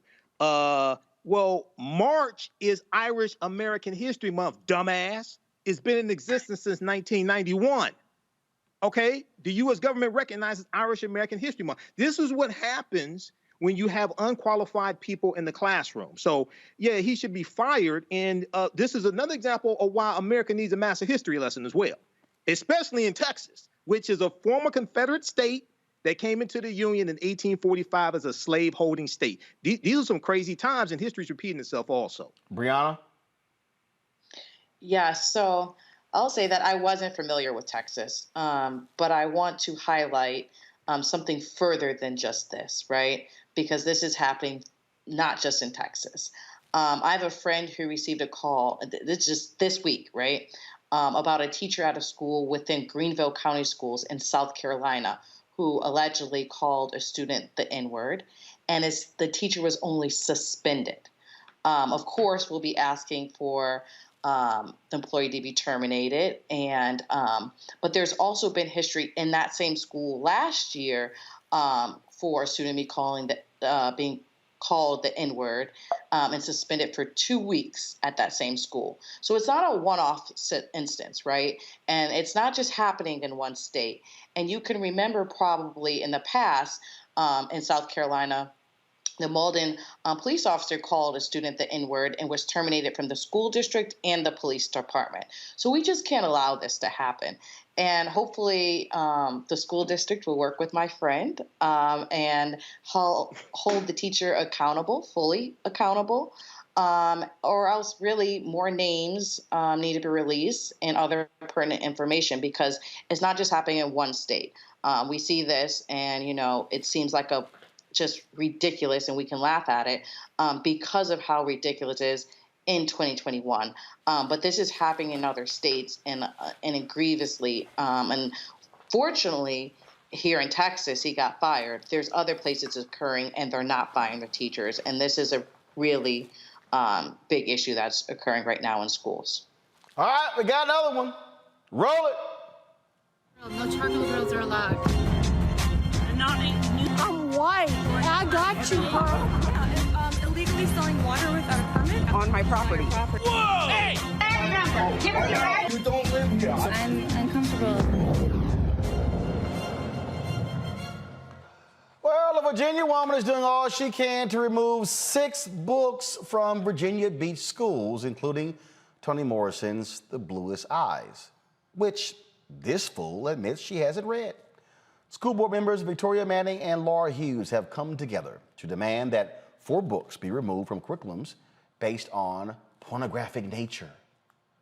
Those books include Lawn Boy by Jonathan Evison, Gender Queer by Maya Kobai, A Lesson Before Dying by Ernest Gaines, and The Bluest Eye by Toni Morrison.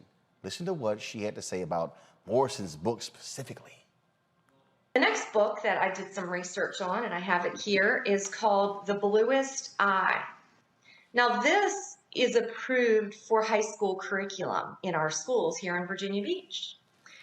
The Bluest Eye, in several parts, and if you Google this, you can find the language. I'm not going to read it. It is extremely disturbing.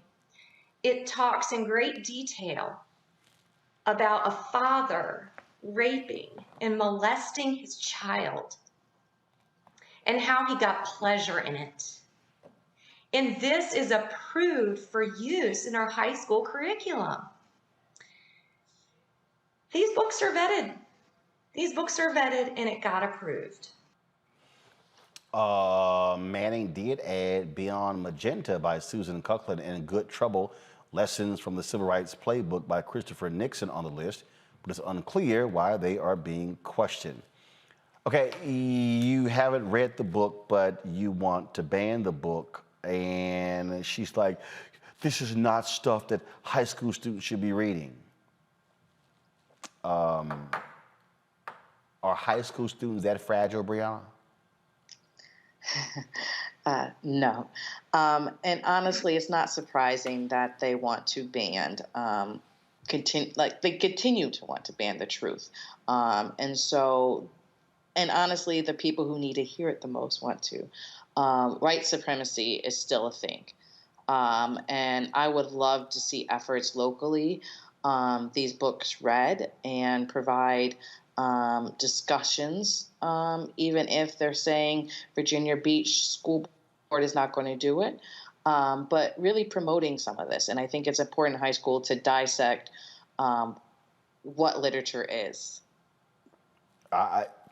These people, if you want to understand what's really going on right now, Kelly, this is why you see the attacks on school boards. This whole BS over critical race theory. It's when idiots like these two get elected. That's part of the problem.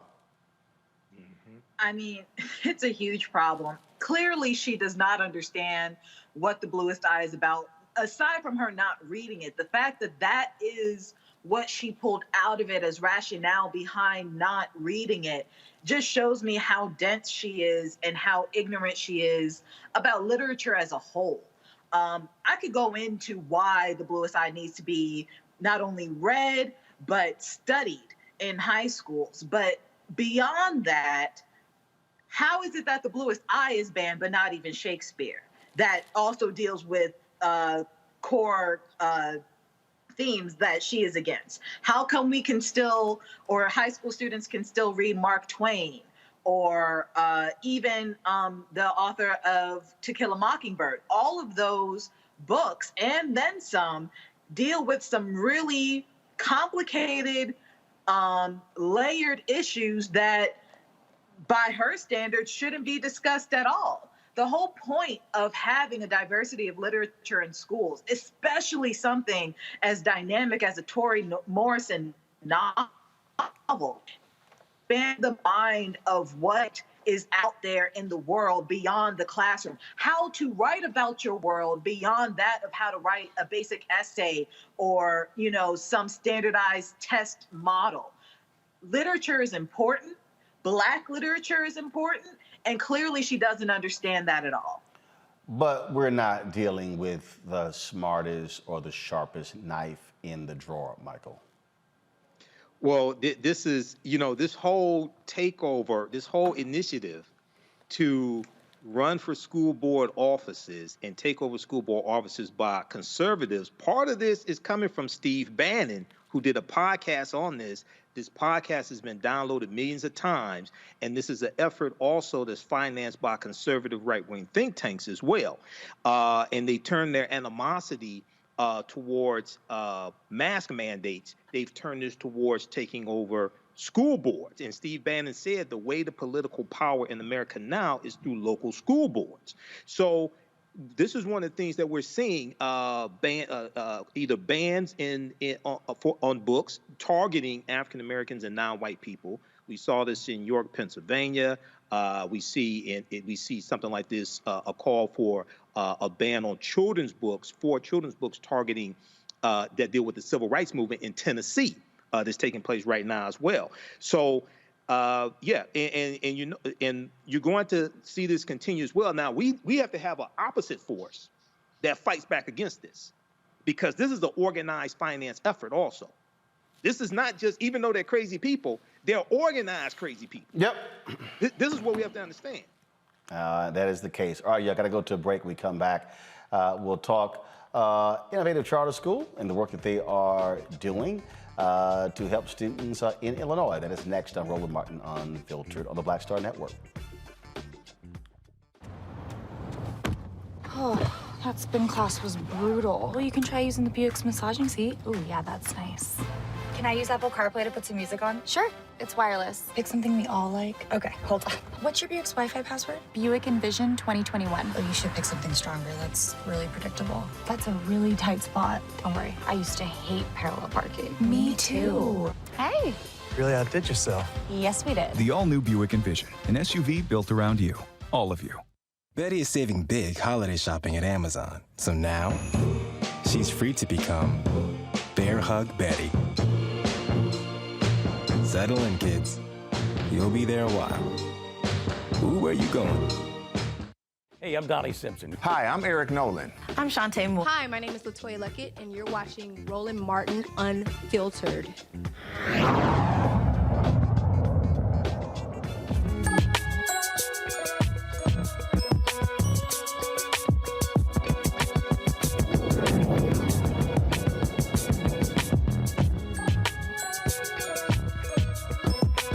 East St. Louis Charter High School is an extension of Southern Illinois University Edwardsville and provides students with an education that will prepare them for college or a productive career. The school offers a pipeline for students to attend the university for a free or reduced cost. The principal of SIUE's charter school, Dr. Gina Jeffries, is here to tell us more about it. Dr. Doc, how you doing? I am doing good, Roland. Thank you all for having me today. All right, then. So first of all, grade level, what students do you serve at your school? We serve grades 9 through 12, and we have 120 rock star scholars. And so how long has the school been in existence? The school has been in existence since 1999. We're kind of a hidden gem here in East St. Louis, but I will tell you, it is a blessing to walk through these hallways each and every single day. And so you talk about this partnership with the university. How does that work? How does that work? How does it actually, I mean, are they getting credits or what's actually happening? Absolutely. Well, how it works is that we are sponsored by SIUE, which stands for Southern Edwardsville University. And we have a partnership where the oversight comes directly from our School of Ed, Health and Human Behavior, with our first Black female rock star dean, Dr. Robin Hughes. And Roland, I'm very excited that a new partnership that we currently have to get more of our scholars to that SIUE campus is called GEMS. and that stands for Gentlemen Entering Manhood. And it's specifically designed to mentor our Black male scholars to seek education endeavors and to actually seek becoming teachers. We know that in order to direct and to attract diversity, we have to have diversity at the table. So we are excited about that partnership, and we know that it is necessary. I wanted to shout out Dr. Nate Williams, who is a professor within the School of Ed that partners with one of our Rockstar team members, Greg Lagzian, and they do that every single Wednesday, and they even did it during the pandemic as well. You talk about your students. What is your college acceptance rate? How many of these students actually go from your high school to SIUE? Absolutely. Well, I first want to tell you what our overall enrollment rate is leaving the charter school on to higher education. And that is 82% in last school year. And our actual four-year graduation rate was 92. And Roland, you're familiar with being a public free school of choice in a community that needs it. So that data surpasses the local district's data and the state data. So at our highest, we have sent 20% of our high school scholars onto the Edwardsville campus, but we are more excited that we have that 82%, which includes our Black male students that go on to higher education. Questions from my panel. First off, Brianna. Thank you so much for coming on and educating us about, or I should say informing us about your school. Can you tell us a little bit more about how one would typically gravitate to your school, or the advantage of going to your school versus another school? Absolutely. Well, like I said before, we are a charter school, so we are free public school of choice. And my motto is we got to have some rock star things that we are doing, some innovative things that we are doing for scholars and families to want to choose us. For us, that means college and career prep courses, STEAM education, Failure's Not an Option advisory courses. And then that also just means good old school teacher mentoring and our staff mentoring. Our goal is that we have one adult that is in front of those students every single morning that is speaking life into them. You know, we're in East St. Louis, one of the cities identified as having the most crime rate in the United States. So when they get to our campus, the first thing we have to do is speak life. We have to tell our scholars, you are well able. You can do this. It doesn't matter what society has said. What matters is that we know, according to our own data, that you can be successful. So we start at the 9th grade level with giving our students goals and working with them to set those goals and telling them exactly what our mission of the school is, which is to prepare them for college and career prep. Kelly. Yes, thank you. Regarding, because I know that it's through Southern Illinois University, Edwardsville. So given that fact, in the event that a child does not, or a student rather, does not want to attend that specific university, are there other programs at play to get them into the school of their choice, or just how does that work in general? And secondly, I know that all your students are rock stars, but if you can think of like one story that sticks out that just, you know, really would bring home a great example of a student at your school, I'd love for you to share. Absolutely. So yes, our goal is that you go somewhere, in that whether it's the career pathway or the college pathway. So I came from an HBCU, Lincoln University, Jefferson City, Missouri. where I pledged Delta Sigma Theta Incorporated. And so we bring those personal experiences to our scholars. In today's society, it's not enough to tell them. They have to see it. They have to breathe it. They have to know that just like this adult has achieved success, I can achieve success as well.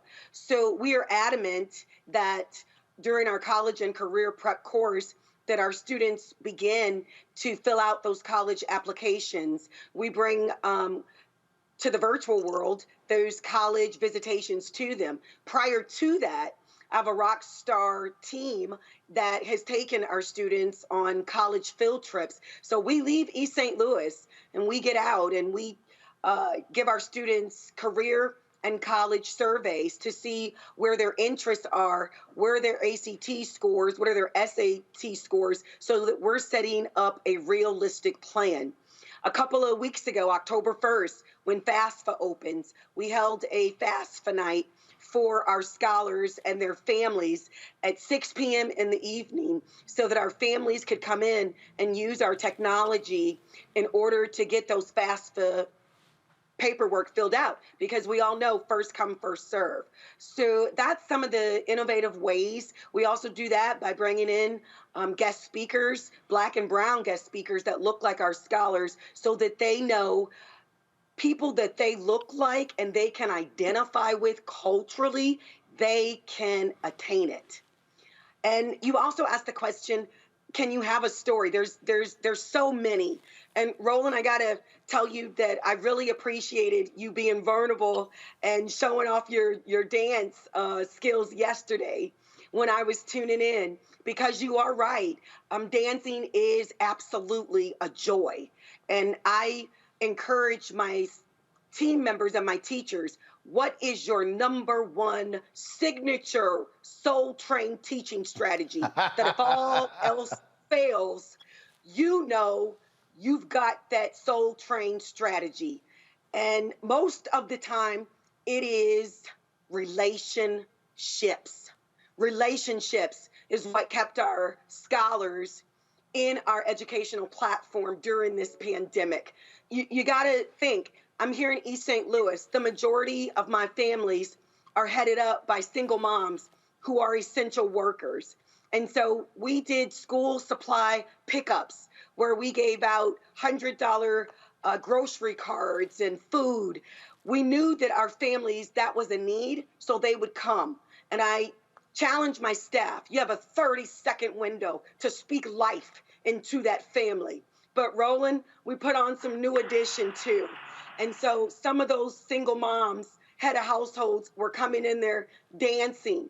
And that 30-second of joy during a pandemic that hit heavy in our community, I know was life-changing. Joy is contagious.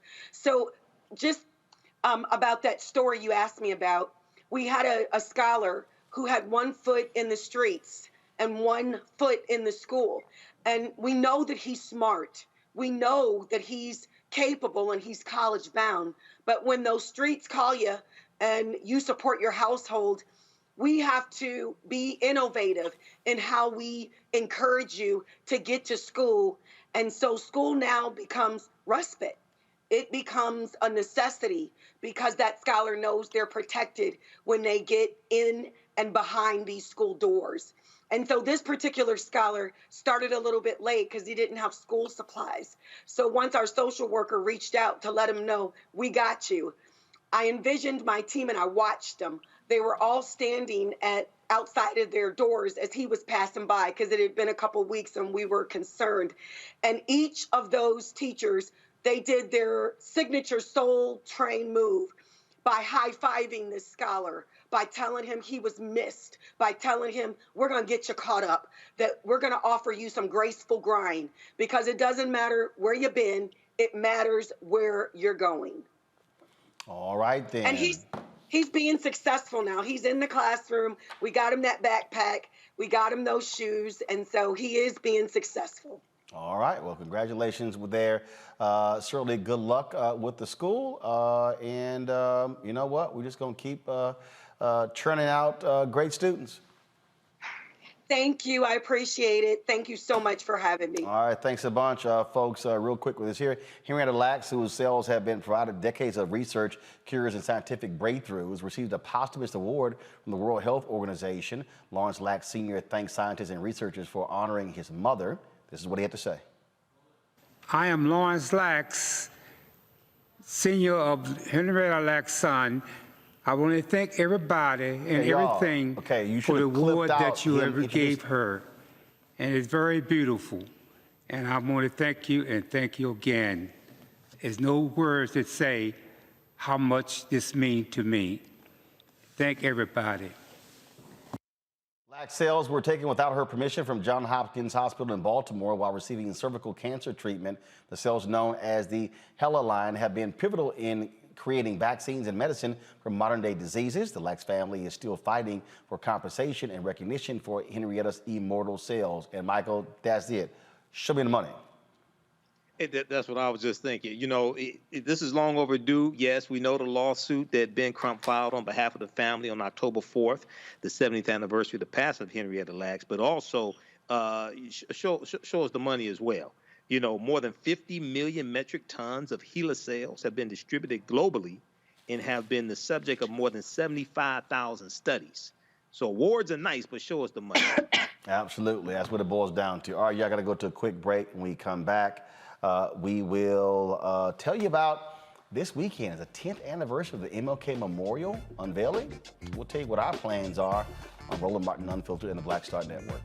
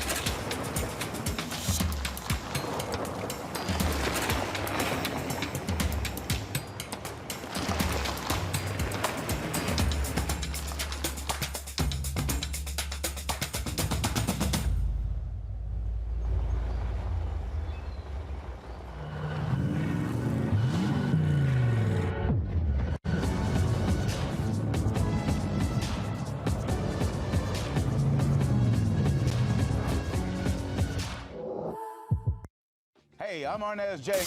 Black TV does matter, dang it. Hey, what's up, y'all? It's your boy Jacob Lattimore, and you're now watching Roland Martin right now. Stay woke.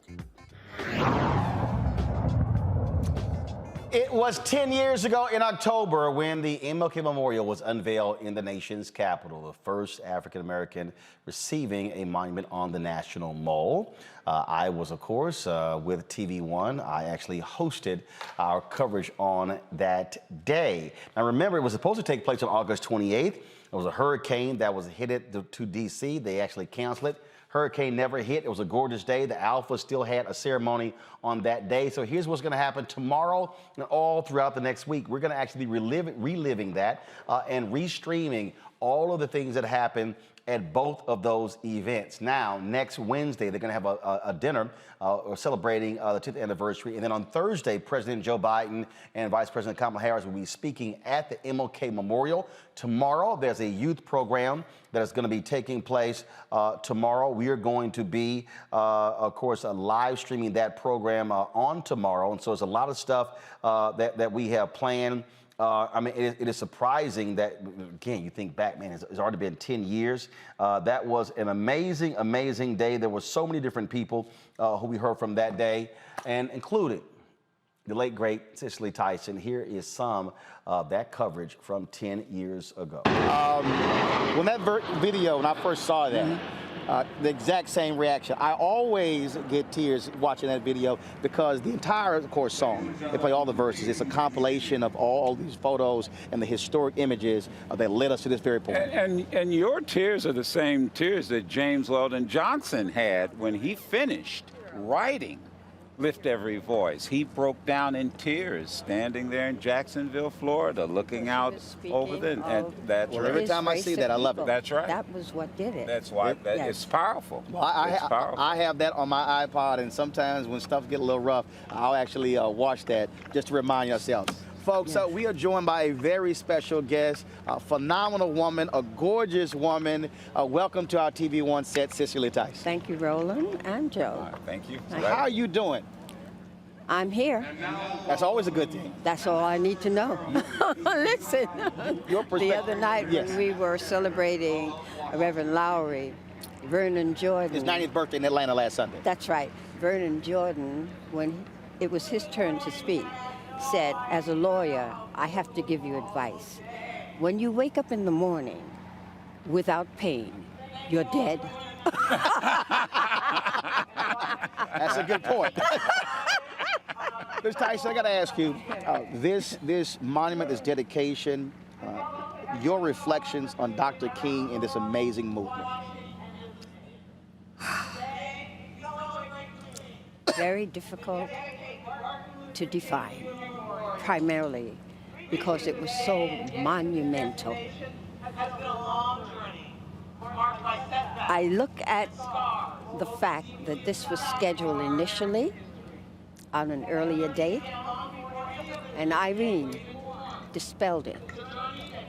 I have yet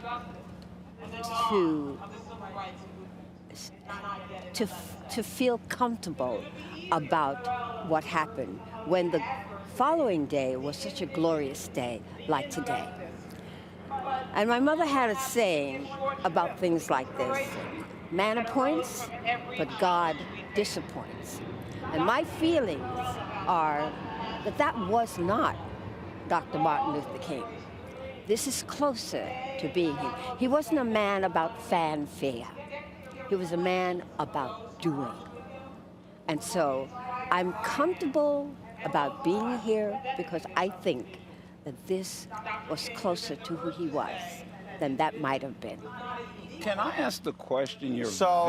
Again, folks, amazing stuff. And the thing that, I was going through the video, Michael, Brianna, and Kelly. So here's what happened. So last month, Harry Johnson, who runs the Memorial Foundation, hit me up, and I totally forgot it was the 10th anniversary. And he said they were doing this luncheon. They wanted me to actually host the luncheon, the dinner. And I said I couldn't do it because we're going to be in Atlanta for Global Hope Forum. And so I was like, man, so I can't do it. And so then he said, well, I said, look, you know what? I said, why don't you, I said, do you guys have the video from that particular day? C-SPAN did all the coverage, but we did a broadcast at TV One. And so I hit up Kathy Hughes and I said, hey, what if we partner with you guys and we actually stream that information? And she said, sounds like a great idea. So I talked with Michelle Rice, who's the general manager of TV One. And today I went able and picked up the hard drive. And so not only do we have the video for that full event, and so again, you just saw a portion there. You can go cut to it right now. Again, folks, it was just an amazing day. The people who were out there. But we also shot a lot of other events as well. We shot the pre-concert event. We shot the luncheon. And I'm going through this video, and my God, the number of people who we talked to who are no longer here. You heard her reference right there.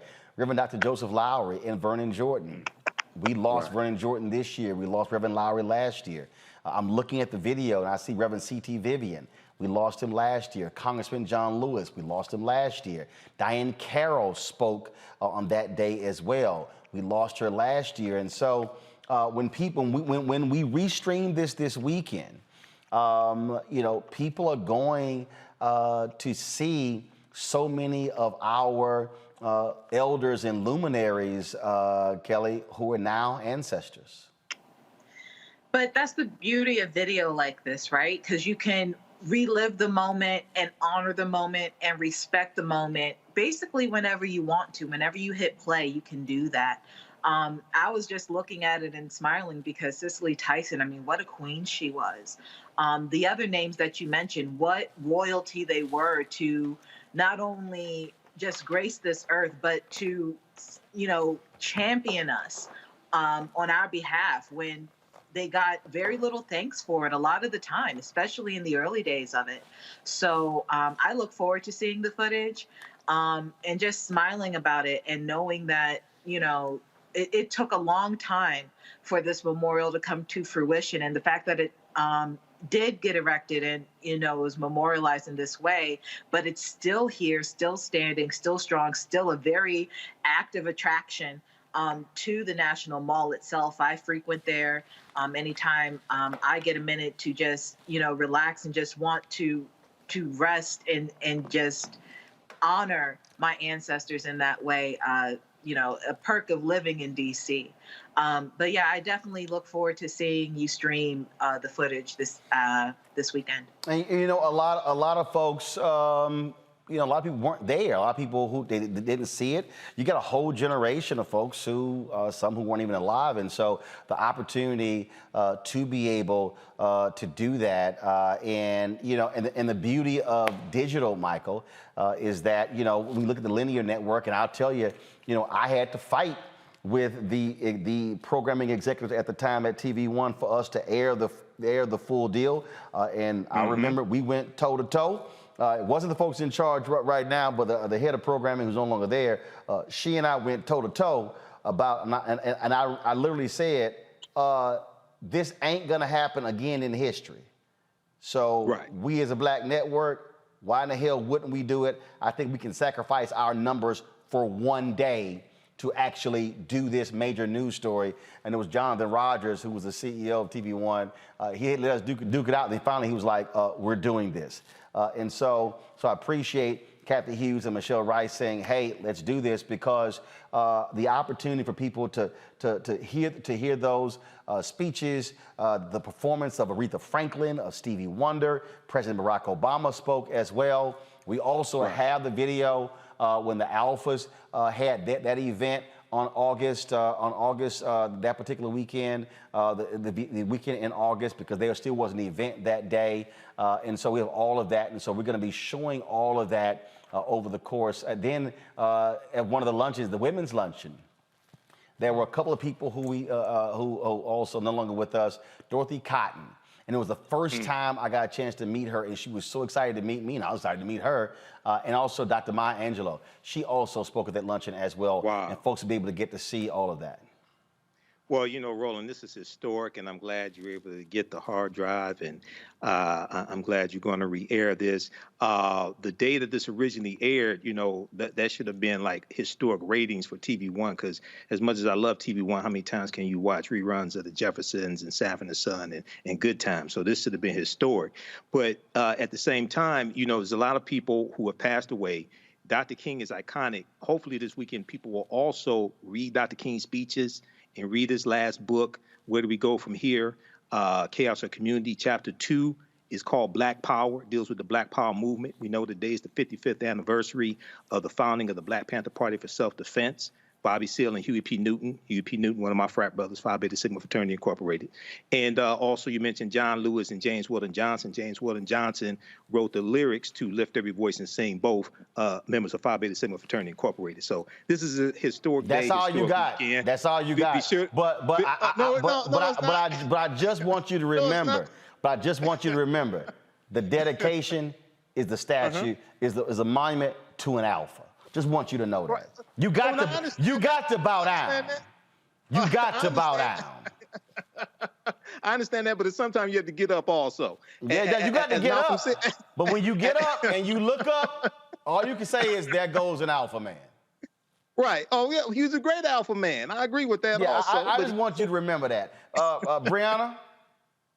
Yes, I think the ancestors would be very pleased. This is going to be a lovely memorial, and re-showing it, the ability to capture and re-show history for future generations, especially the millennials and underneath. It's going to be a great opportunity. And reflecting on a lot of the Black Americans who came before me, who fiercely broke down barriers and allowed me to do a lot that I'm doing in some of these spaces as being the first Black woman. I think that this space and showing it from Maya Angelou to Martin Luther King is very, very powerful. And I love that, it's happening outside of February. And just, keep on remembering the fight that we're in and, standing up and challenging power and having the opportunity to do this work and just, bask in who came before us while we're still in this fight. Absolutely. And so we look forward to it. And so at 11 a.m. Eastern tomorrow, we're going to live stream the ceremony that's taking place at the Mlk Memorial. Again, that's taking place on tomorrow. We'll live stream that. And then what we'll do is after that, then we will then have the restream of that day, the entire day. I am going to be reaching out to, because on that day, the King family, the King estate did allow the replaying of the I Have a Dream speech. And so I got to hit up their attorney to say, all right, can we go ahead and play that? Hopefully they say yes, but you know how they get sometimes, so we'll see. All right, folks, Brianna, Kelly, Michael, we appreciate it. Thanks a lot. We always end the show with our Bring the Funk fan club. What I'm going to do is, as a preview for tomorrow, this was a promo that TV1 put together of various voices. So after we play this, then we're going to roll the list of our Bring the Funk fan club members. Don't forget, download the Black Star Network app. All available platforms, Android phone, Apple phone, Roku, Apple TV, Android TV, Amazon Fire TV, Xbox, Samsung as well. And then you can also support us with our Bring the Funk fan club, supporting us via Cash App, $RM Unfiltered. PayPal is R Martin Unfiltered. Venmo is RM Unfiltered. Zelle is Roland at RolandSMartin.com. Roland at RolandMartinUnfiltered.com. I will see you guys on Monday, again, 11 a.m. Eastern tomorrow. Then we will, after that, we will have the restream of the Mlk Memorial unveiling that took place 10 years ago in the nation's capital. I will see you then. All right, y'all take care and have a great weekend. Also, the birthday of Anthony Hampton. Anthony works with us. Anthony's birthday, he's actually celebrating tonight. His birthday is this week, so shout out to Anthony. All right, I'll see y'all later. Holla! What King did was pull the mirror up in the face of America and say, is this who we are? Is this who we are? And the answer had to be no. And so a great burden was lifted off all of America by what Dr. King did. And his example was so powerful for Americans that it could not just be contained to America. So he became a powerful example of the rest of the world. I believe for those 800 million in poverty and for others in poverty and suffering from abuse around the world, Dr. King still has a light that shines forth.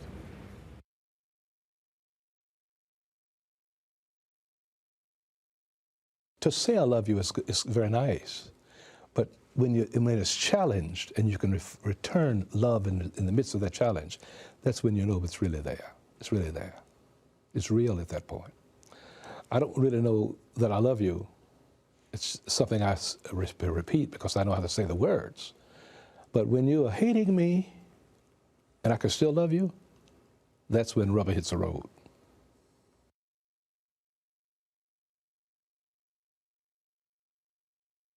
A private citizen, not a person with an official title, but who influenced the course of his times, the course of our times, changed this nation in fundamental and positive ways. And it is why I think all that we exult about him now, all that we celebrate about him now is totally appropriate. He is a seminal figure in the history of this nation. Well, I think the essence of Dr. King was that he saw laws that were unjust, he broke them, but was willing to suffer the consequences of breaking those laws. He was a person I think believed in the rule of law, and he wanted to change those laws that were unfair. Oh, he was a radical, radical for his time. He seems less radical now because he changed this nation. The situation that he dealt with had been going on for 100 years. Segregation was an accepted thing in the South, not paid, I think, too much attention to in the North. And he essentially said, we have to change this, and we have to change this now.